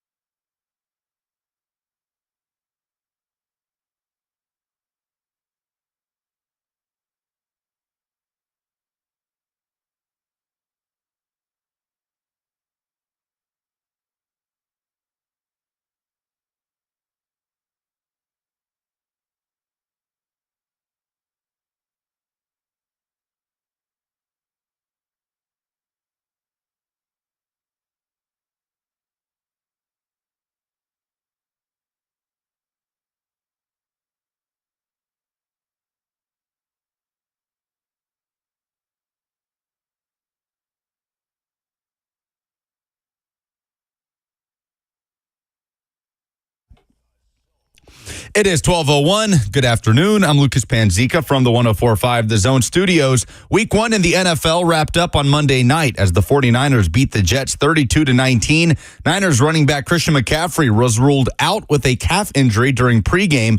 Backup running back and Gallatin, Tennessee native Jordan Mason filled in with 28 carries for 147 yards and a touchdown. Aaron Rodgers, in his first game since the 2023 Week 1 injury, went 13 of 21 for 167 yards, a touchdown, and an interception. The Jets will turn around on a short week to play the Titans at Nissan Stadium this coming Sunday.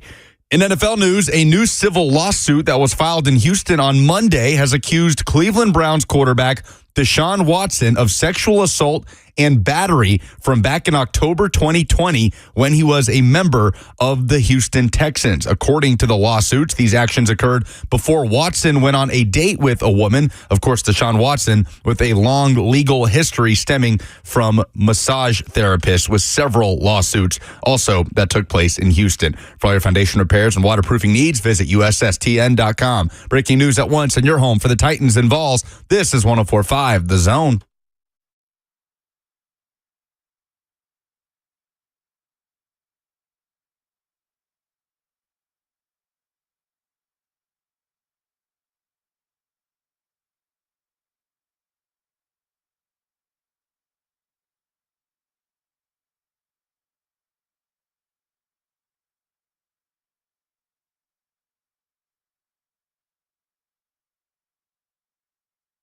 Final hour. Are we sure? Am I still on? I had to double check after yesterday. Did I tell you what I did yesterday after the brain fart of thinking that we were done an hour before the show was over? I went to bed at 3 o'clock because you thought it was 9 or something. I don't know.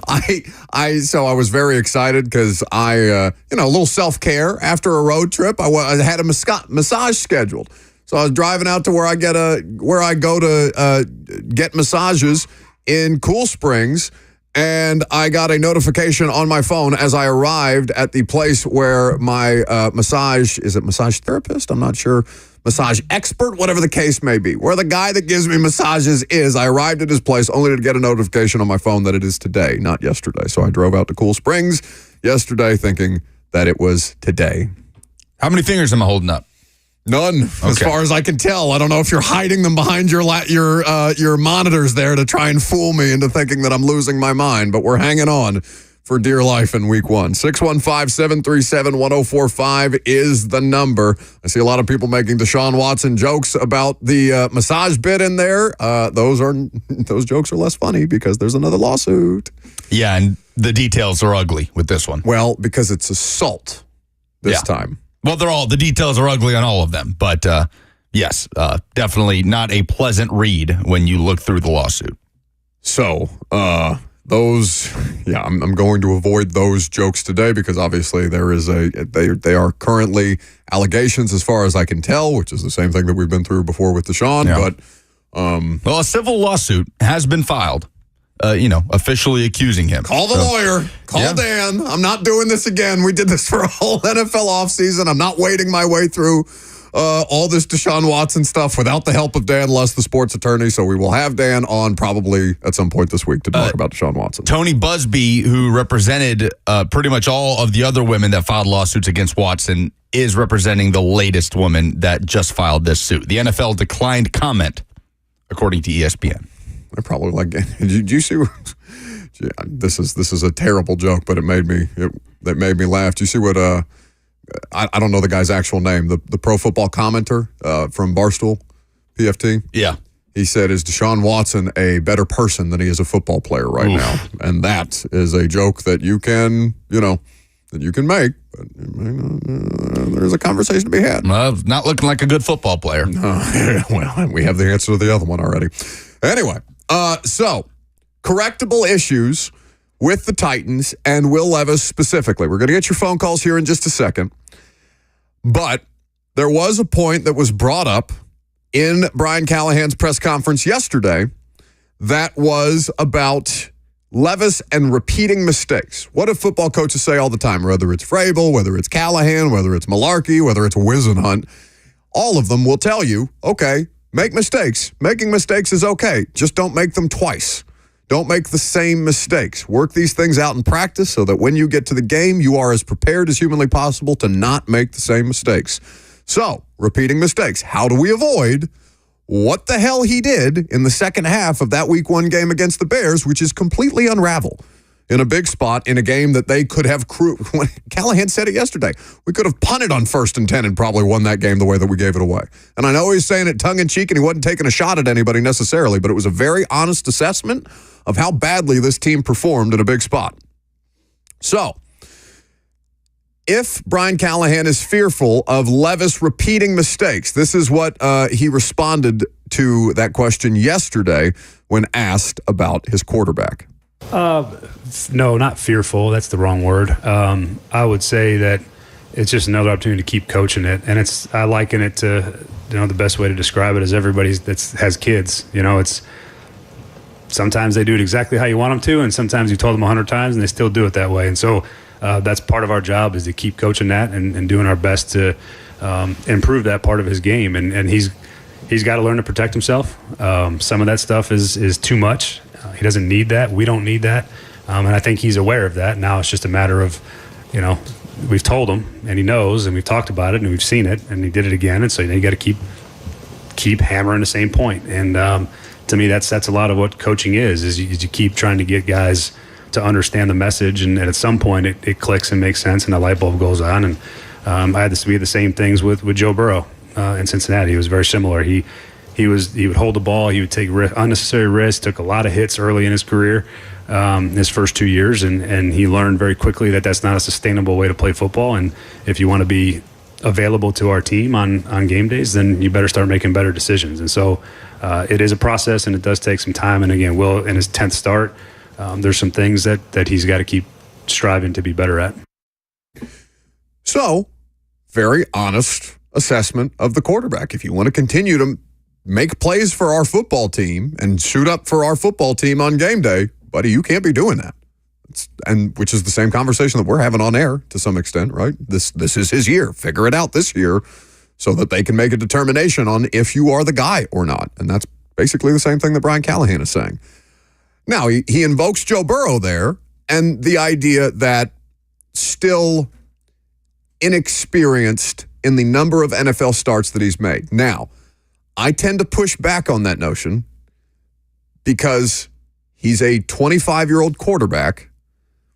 A lot of those guys, this was a conversation around Hendon Hooker coming out of the draft process as well, right? How much of a fully formed product are they by the time they get to the league versus how much upside they have to build upon in a la Anthony Richardson, right? Richardson was 20 years old when he got drafted. That is still very much an ascending talent. And the upside that teams will traffic in more often than not than make him the 4th overall pick. Richardson last year, his first start of his rookie year was the youngest starting quarterback in the NFL last season. Richardson on Sunday in his first start of his second season was the youngest starting quarterback that started in the NFL in Week 1. So teams are going to take a chance on those guys no matter how unproven the sample size is. Levis is more of a proven sample size, but you can rein in the decision-making, right? You can improve upon the decision-making to an extent.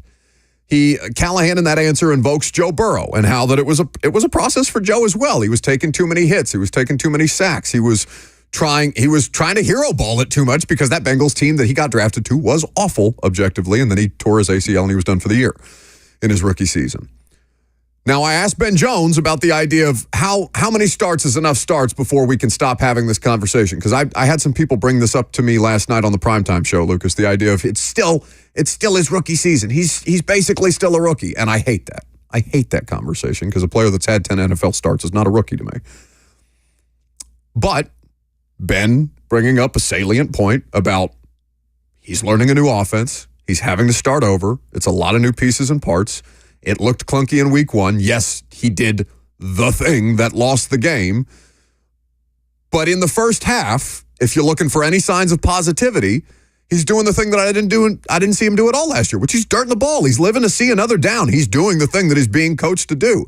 The problem is that it unraveled throughout the course of the game. So he's doing the right thing early on, even if it's not sexy. What was he, 9 of 17 in the first half or something like that? 9 of 12? Yeah, it wasn't blowing the Bears out of the water. but he was not giving the game away He in the was first not half. giving the game away. He was living to play another down. So that's progress to me. I can see that myself, and it's different from what I saw him do last year. And then I saw some of the mistakes that cost him, potential draft status at Kentucky, and the decision-making that continues to be a part of our analysis when we talk about this player. Well, the weird thing is the pick six was not even about trying to play hero ball, right? Just trying to put the game on his shoulders, trying to force a play. That was just about making a bad decision in that moment to try and throw it away, where the best case scenario there is you throw it away and it's 4th and 10. The worst case scenario is a pick six. You could take the sack or throw it away, and it's the exact same result. 4th and 10, 4th and 16 or 17, you're still punting it away. So that's the weird thing about that play, because that's the whole thing with Levis, right, is that hero ball. He wants to put the game, wants to do too much. And I guess he was doing too much there, but reading the situation, if you take the sack there, it's the exact same result than if you get that low percentage little shovel and it makes it out of bounds and you're able to throw it away. All right, great. You save 6 yards. You're still punting it away. But there is a slight amount of encouragement in that he never made a play like that at any point in his rookie year. Like that level of, to use his word after the game, boneheaded, right? No. He didn't do that.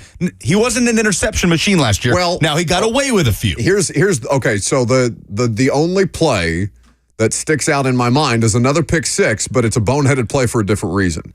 He threw the pick six to the defensive in lineman, Miami, and then he tried to go tackle the 300-pound defensive lineman afterwards and got rocked. Yeah. That is also a boneheaded play. Yes, it is. 100%. But we didn't see him give a game away in that manner at any point in his rookie year. He had 4 interceptions last year? Yes. So he threw some interceptable balls that were not intercepted. Correct. He could have had 7. He could have had 8 if all of those balls were caught or whatever. But we did not see anything in terms of giving a game away, catastrophic mistakes, his rookie year like we saw on Sunday. That's what made it so strange. Well, yes, because it cost him, right? Now, there's an argument to be made that, and it's not just DeAndre Hopkins, but DeAndre Hopkins bailed him out of a lot of those interceptable passes last year. Oh, sure. Like I said, the interception number looked low. It could have absolutely been higher, but we did not see a play like that to that severity that we saw in Chicago.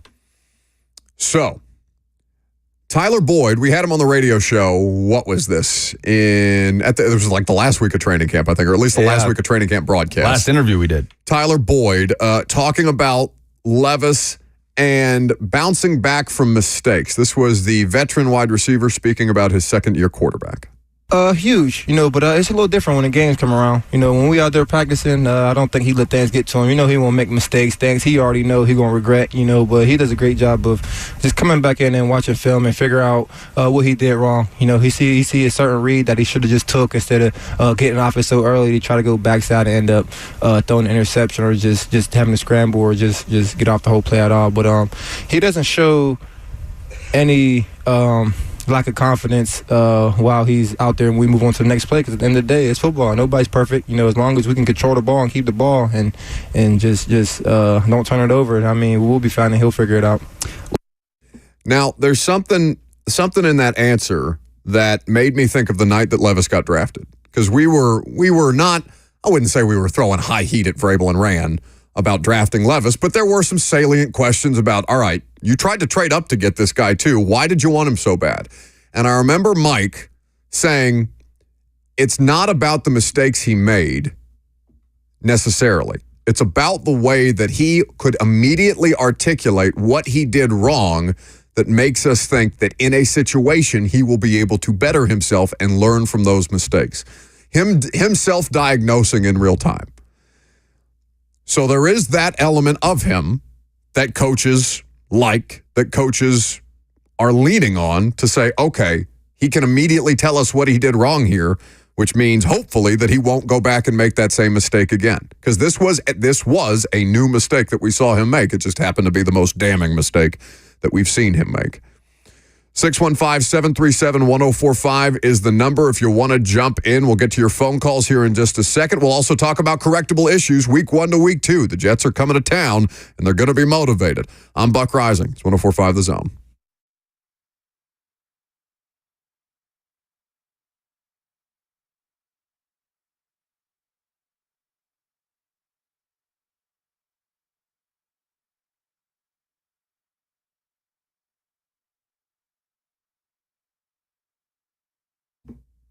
Hey guys, if erectile dysfunction is something that you're dealing with, I need to make sure that you're going to get treatment at the right spot. That's the Tennessee Men's Clinic, because there are a lot of guys who will go see a doctor and will get irreversible surgery to treat your ED before you have even talked to the experts at the Tennessee Men's Clinic. They specialize in men's sexual health issues. It's all they do. This makes them the experts in the field. And they have access to multiple protocols and options to treat your ED based on your specific needs and what's going on in your body. Don't trust your health to an online pharmacy, and don't feel like you are out of options. We want you to understand all your options when it comes to treating ED. The Tennessee Men's Clinic protocols are patient-centered and customized to your needs. They have treatments for everything from low testosterone, ED, treatments that increase size and stamina, and everything else in between. The bottom line, no one has more expertise and experience in successfully treating men's sexual health issues than the Tennessee Men's Clinic, and they are passionate about what they do. So call them today, 615-208-9090, or schedule an appointment online at TennesseeMen'sClinic.com for their Franklin or Midtown locations.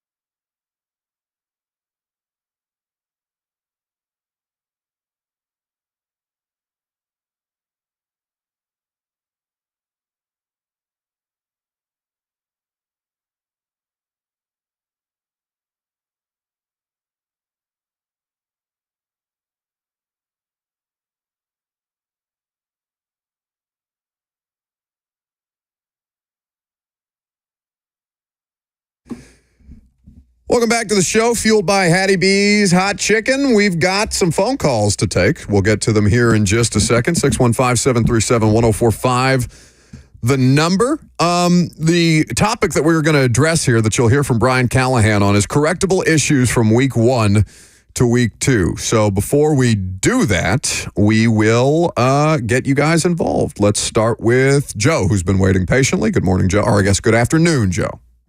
Yeah. Hey, guys. Thanks for everything. First, accolades out to Ben Jones. He was one of the grunts down in the trench for that machine that they had going. The second was that meme at oh no was Will Levitt on his knees saying, "What did I just do?" And that's the surrender cobra. Yeah. That's it, bro. And the last is Coach Cowley saying that it's hard to come back when you spot a team 17 points. Well, all he had to do was look across the field, and that team that he's playing did it. And with analytics, that come out about a minute and a half, a point about every minute and a half. So give me your thoughts, guys. Thanks for everything. I appreciate the call, Joe. Thank you. So what he's talking about is he referencing EPA per play there and the analytics discussion? Because that seemed to where I couldn't really follow the thread at the end there. But he said a point per a minute and a half. A point per a minute and a half in terms of the way that game played out. But he referenced the analytics, so I wasn't sure if he was talking about EPA per play or not. Either way, Brian Callahan has talked about the idea of improving as a play caller, working out the flow of this, it's new for everybody, and I know you don't accept. By the way, it's okay if you don't accept that as an answer. Like, that can be the explanation, and if it hits you as an excuse as opposed to an explanation, you're entitled to that belief. Your football team spent more money on free agents than anybody in the sport. They have done as much as anybody in the sport to get this thing up to competent, and it was about as incompetent a second half offensively as you could find anywhere in the NFL, and there were plenty of teams that blew leads on Sunday. So I'm fine if you are somebody who hears Brian Callahan's explanation, says, I don't care, not good enough, do better. And I have a relative amount of belief in this human being that he can improve, that he can do better.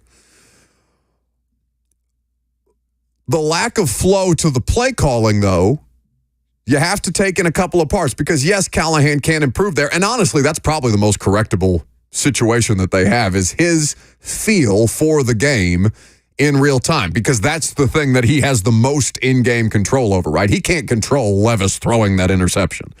He can coach it a million times. What did he say? It's like kids. You can tell them how to do things the best way as many times as you want, and at a certain point, they still have a little bit of variance to it once you get in there and you have no control over the situation. And that's a longer way to answer that than the way that he answered the question, but still.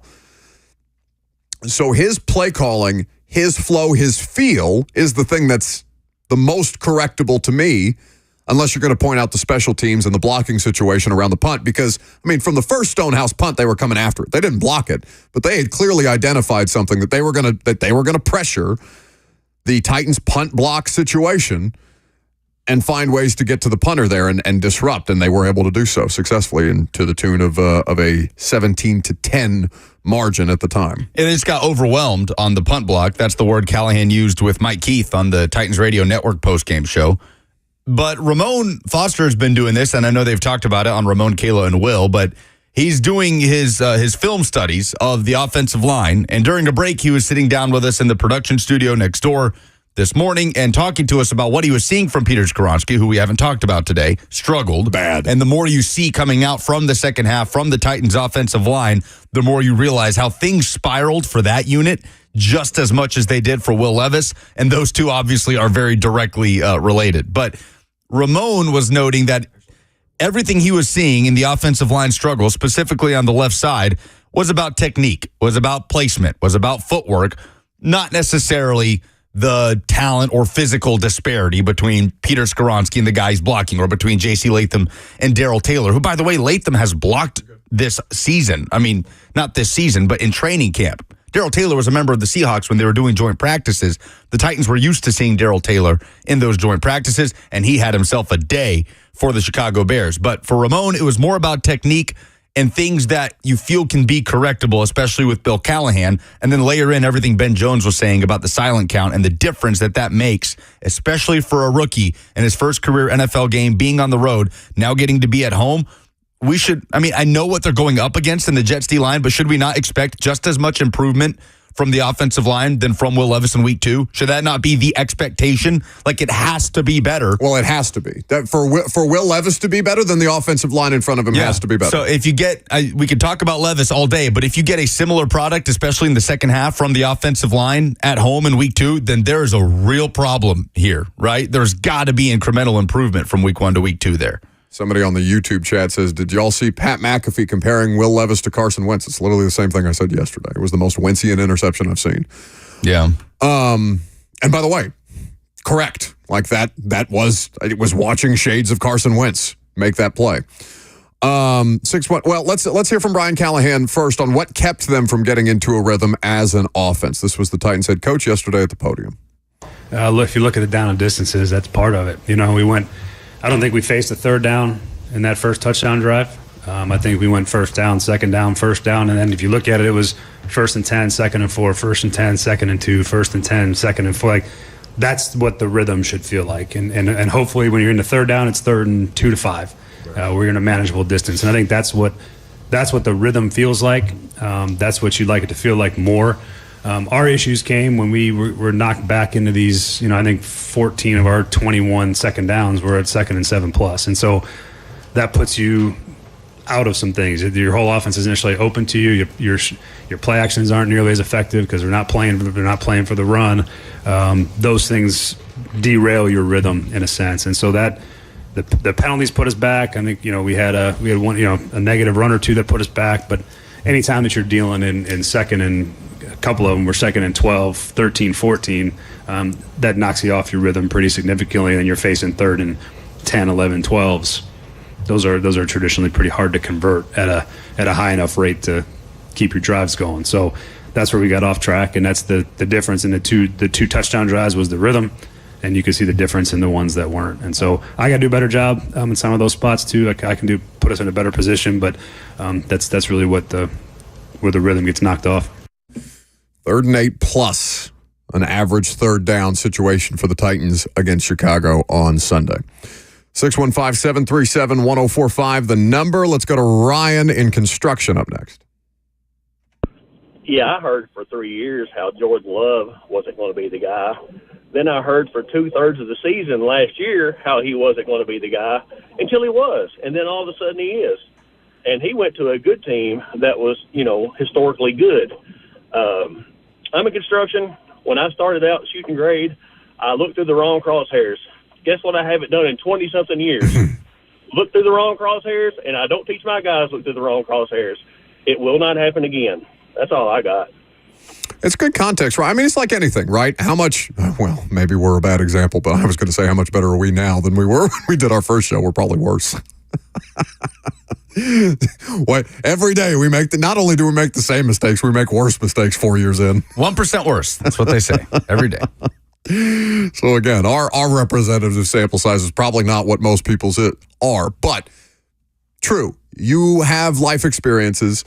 If they are unpleasant enough, you do not make those same mistakes, right? I say it all the time, mostly tongue-in-cheek, but the best way to learn is public shame. You can bet that Surrender Cobra over there is getting shamed plenty by the fact that he was made a meme in week 1. He wasn't falling to his knees. He was already on his knees by the time he threw his hands up in the air, watching watching Tyreek Stevenson run by him for the pick 6. But if he don't want to end up a meme on the internet again, other than his own Mayo memes, damn sure he's not making that play again. Well, he told us during training camp that after I read my heartfelt and tearful poem that he needs to make sure that the Atlanta game is not what people continue to remember when it comes to Will Levis. You better hope people remember the Atlanta game more than they remember this. But his point was that he needs to put more games in between the present and that Atlanta game. So when you talk about Will Levis's best performance, if you're still talking about his debut, the more time goes by, it probably means there wasn't enough good in between. But Sunday needs to be like rock bottom for Will Levis. Rock bottom. Maybe he'll have worse overall performances, but in terms of just handing the game to the opponent that way, Sunday has got to be the worst that it ever is for Will Levis as a pro quarterback. He's going to have turnovers and he's going to have bad plays, but the way it spiraled in the second half, that's got to be rock bottom for him. It has to be. Well, and that's what I told you was kind of Callahan's demeanor in the postgame with us afterwards. He was treating it like you guys will never see that again. That will not happen again. He didn't say explicitly those words, but the summary was, we're not going to look like that again. Let's go to Mark up next. Hey, Mark. Hey, y'all. So I'm going to start with go Vols, first and foremost. But then the defense was amazing. I give them an A. But Dr. Gibby, man, like, if you're so smart, how did you not know that you're already backed up that far, and then y'all let that happen to our kicker, our punter, who's been injured already? Like, we gotta, well, not we, but like I'm on the coaching staff, but they gotta, reduce his playing time and get Jones some time, because he did amazing. But, for what I did see him getting to do, had some great pressure. But, yeah, that's all I really got to say, man. You got to do better, Dr. Gibby. Appreciate the call, Mark. I would anticipate you'd see Gibbons' snap count decrease as Ernest Jones increases, and he did have some nice plays. That poor center for the Bears that Ernest Jones just literally ran over the top of. I've never seen an offensive lineman save Aaron Brewer get pummeled that way by a linebacker. And he is an effective player. He's just got the only thing with Jones and Gibbons is Jones has to learn the defense. It's kind of like, to a lesser extent. So Malik just got to Green Bay, right? He's about to be the starting quarterback this weekend against the Colts, which again is wild to me. But that's not going to be an easy thing, even if Malik Willis might be ready to be a backup quarterback. Now, again, he is a starter, and he's having to learn terminology, offensive systems, his new players, all these different things. So to a lesser degree of difficulty, Ernest Jones and the Titans' Denard Wilson defense, it's significantly different from what he was running with the Rams. So that'll be a process that you see incrementally. And I don't know if Ernest Jones ends up having the majority of the snaps this week, but it's trending in that direction.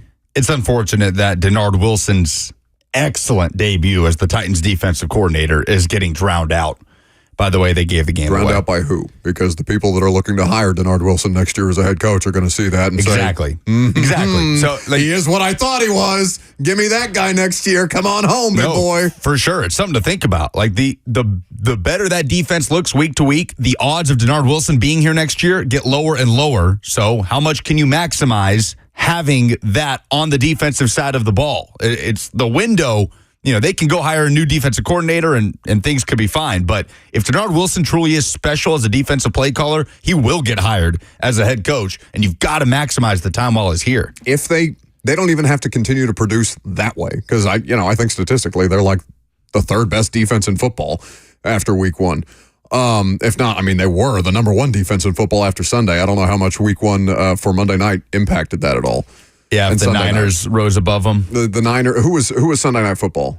Oh, Sunday night was Lions, Rams. Rams. That wouldn't have. That would not. That was kind of a not a shootout, but 26-20 in overtime. Either way, Titans are at the top of the defensive standings or rankings right now. One of, if not the best defensive performances of week one. So if his defense, and this is something that multiple people in the NFL have told me, if his defense produces this year, he is getting a head coaching job. Let's go to Dennis up next. Hey, I just got a simple little question. The first half, the offense looked good. The second half, not so good. What happened at halftime? Did the Bears make a significant adjustment for the second half, or did the Titans just goof? That's all I got, that question. Thanks for the call, Dennis. I appreciate it. So if you weren't able to hear it because his phone line wasn't great, he said, what happened from first half to second half on offense? And the idea of halftime adjustments. Again, I'll remind you, they make adjustments after every series. They have the plays on an iPad or a tablet after every series when they come off the field to review. So the halftime adjustments, halftime is a bathroom break. That's all halftime really is, okay? It's so short. It is so short. Like halftime is a bathroom break. If you need an IV, we'll get you an IV. But like all of the in-game adjustments are done in the game. How much time are players actually getting at halftime? Because between them walking off the field and having to walk back on for warm-ups to get ready for the second half. I would say on aggregate, what is halftime, 12 minutes? Yeah. I would say on aggregate, they probably get 8.5. I'll give them 8.5. Yeah, like I run to the bathroom and grab a snack, and I get back, and third quarter's already kicked off. So it's halftime. It's not like college football where you got 20, 25 minutes sometimes. So looking at what they did, they were not running the ball, obviously, as effectively. The Bears did well to clamp down on the rushing attack, and that was the best run defense in the sport last year, and they gave up 115 yards in the first half. They were not going to allow that to be the case throughout the course of the second half. And then when you put Levis in obvious passing situations with an offensive line that was not equipped to pass protect against that good of a front, you get the results that you did. So it is the Bears being the better unit, right? That's what it boils down to. The Bears defense is better than was on Sunday. The Bears defense was better than the Titans offense as a unit on Sunday. We can agree. Yes. Okay. Will the Titans offense be better than the Jets defense this coming Sunday? I can't answer that question, but in that specific moment, that's what happened. You got beat by a better unit. Now you have to become the better unit based on the results of week one. Last call for phone calls. Let's in fact hear from Brian Callahan on what can improve from week one to week two, because he was asked this question yesterday at the press conference. This is what the head coach had to say. Yeah, there's usually a pretty significant jump in a lot of different areas, usually in the first, I'd say, month of the season. There's a lot of things that improve. Guys start to feel better. They start to get in playing shape. They start to get in the mid-season form, if you will, as they start to get more reps banked in real situations. And so that part is we're still learning about our team, and we're going to continue to for the next couple of weeks.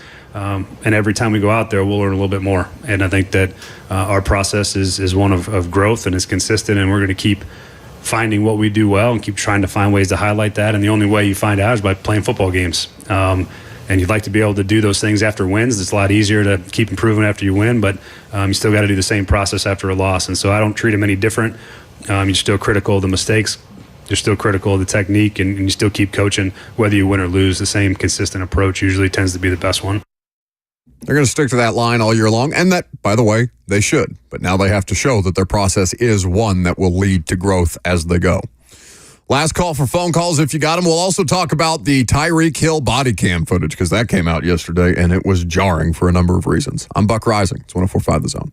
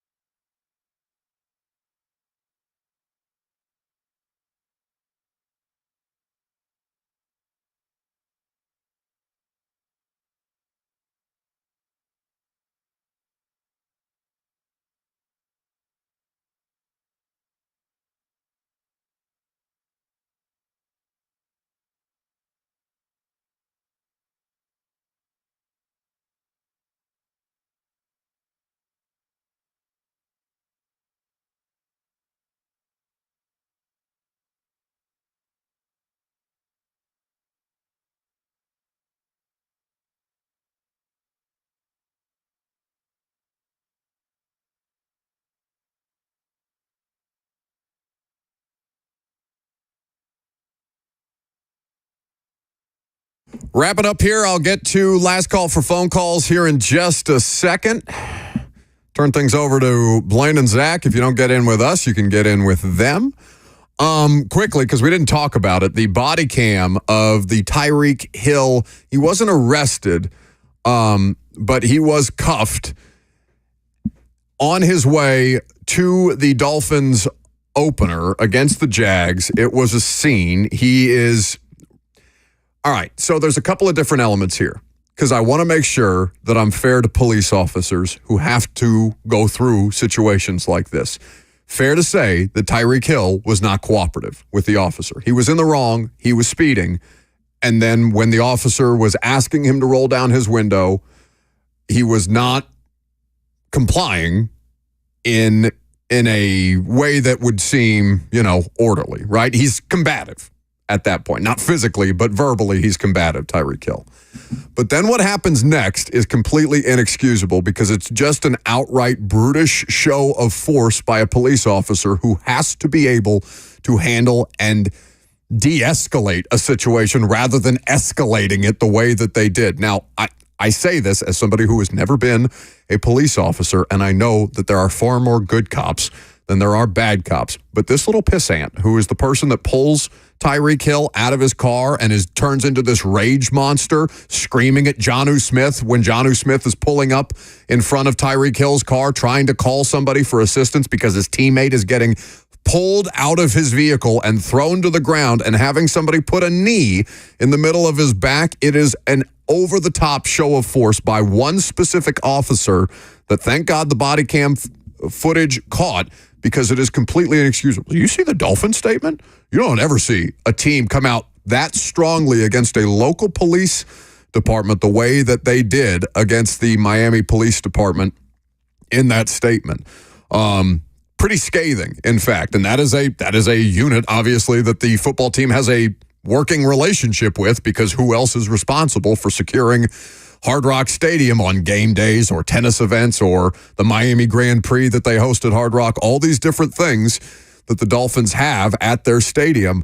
It was jarring to see. And it's Tyreek Hill is an imperfect messenger. He's got a lot of bad stuff in his past.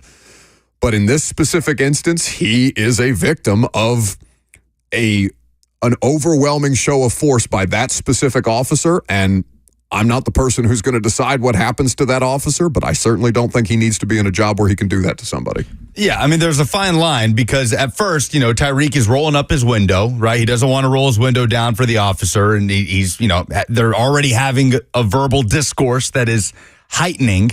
So a lot of people saw that and said, could Tyreek Hill have handled that better from the jump? Sure, but then the way it was escalated by the officers and not Tyreek Hill. That was the most glaring thing. Like, Tyreek Hill could have handled it better from the jump. Absolutely. Was he speeding? Probably. I don't know. But the way that it was escalated and that being on the officers it's not like Tyreek was out there throwing shoulders and trying to run off. Like, for them taking him to ground the way they did was insane. Like, they asked him to sit down once, and he says something and the dude tackles him to the ground. Yeah, that was wild. Again, he needs to comply, Tyreek Hill, because he is in the wrong initially. I want to make sure I'm clear on that. He is in the wrong. And when he does not comply, my point is, when he does not comply, it does not need to escalate that way. Yeah. Not even remotely close. That is not good police work. That is just throwing your weight around, because who is going to stop you as the police officer in that spot? And that is somebody who has clearly done that before and is comfortable doing it that way, which is wrong. Anyway. 615-737-1045, the number. Let's go to Steve up next. Hey, guys, Hey. How y'all doing? We're great.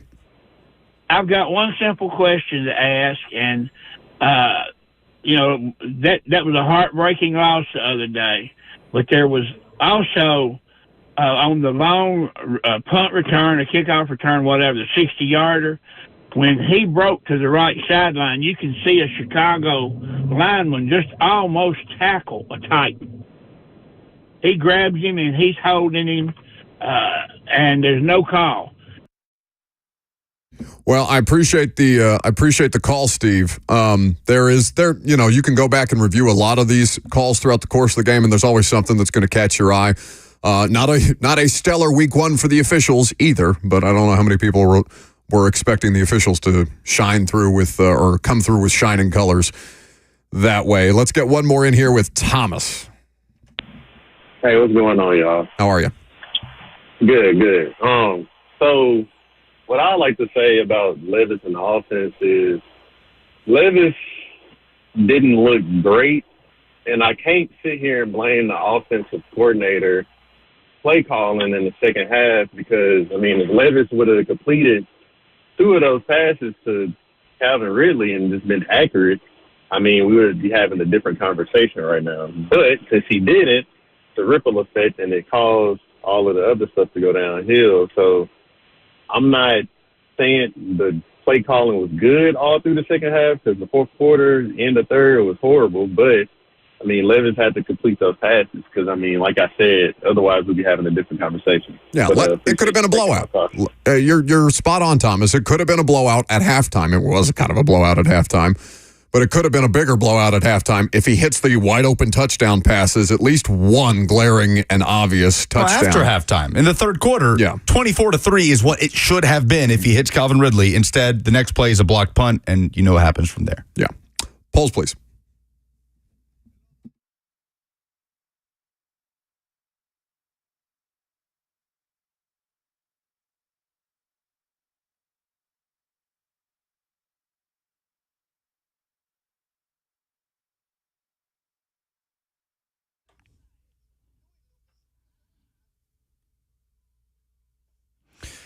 All right, rapid fire here. Polls presented by Two Rivers Ford, the South's most trusted Ford dealer. What in sports made you say, oh no, this weekend? It's just a bunch of screenshots of Will Levis's surrender cobra. What is the Titans' most correctable issue from week 1 to week 2? Robert says decision-making at quarterback. Trenton says not going away from the run game in the second half.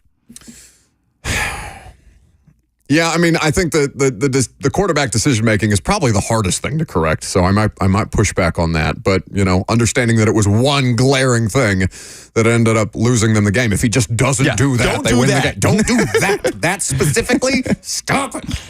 Who is your Heisman favorite after 2 weeks? A lot of shouts for Nico. Adam says it's probably still Carson Beck. He hasn't wowed, but don't think anybody has yet. Stanley says, how about that quarterback for the Ole Miss Rebels, talking about Jackson Dart? Only 2 weeks. Nobody's pulled away yet, but it looks like it might be a fun race this season. It is going to be fun because there is no one leader in the clubhouse. Dylan Gabriel was favored throughout the course of the offseason. That has very much been turned on its head. Who's the best team in college football after 2 weeks? Will says Northern Illinois.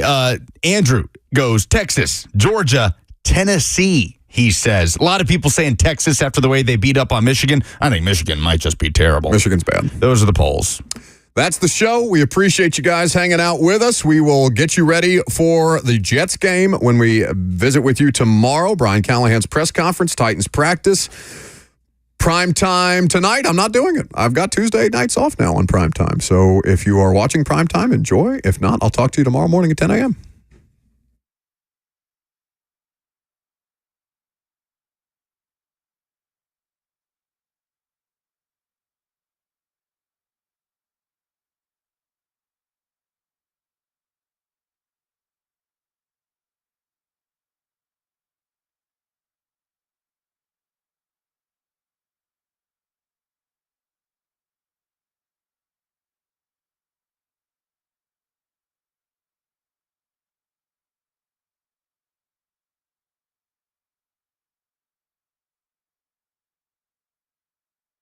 I love living in Middle Tennessee. We've got great restaurants, entertainment, sports, and one of the nation's top Ford dealers right here in our backyard.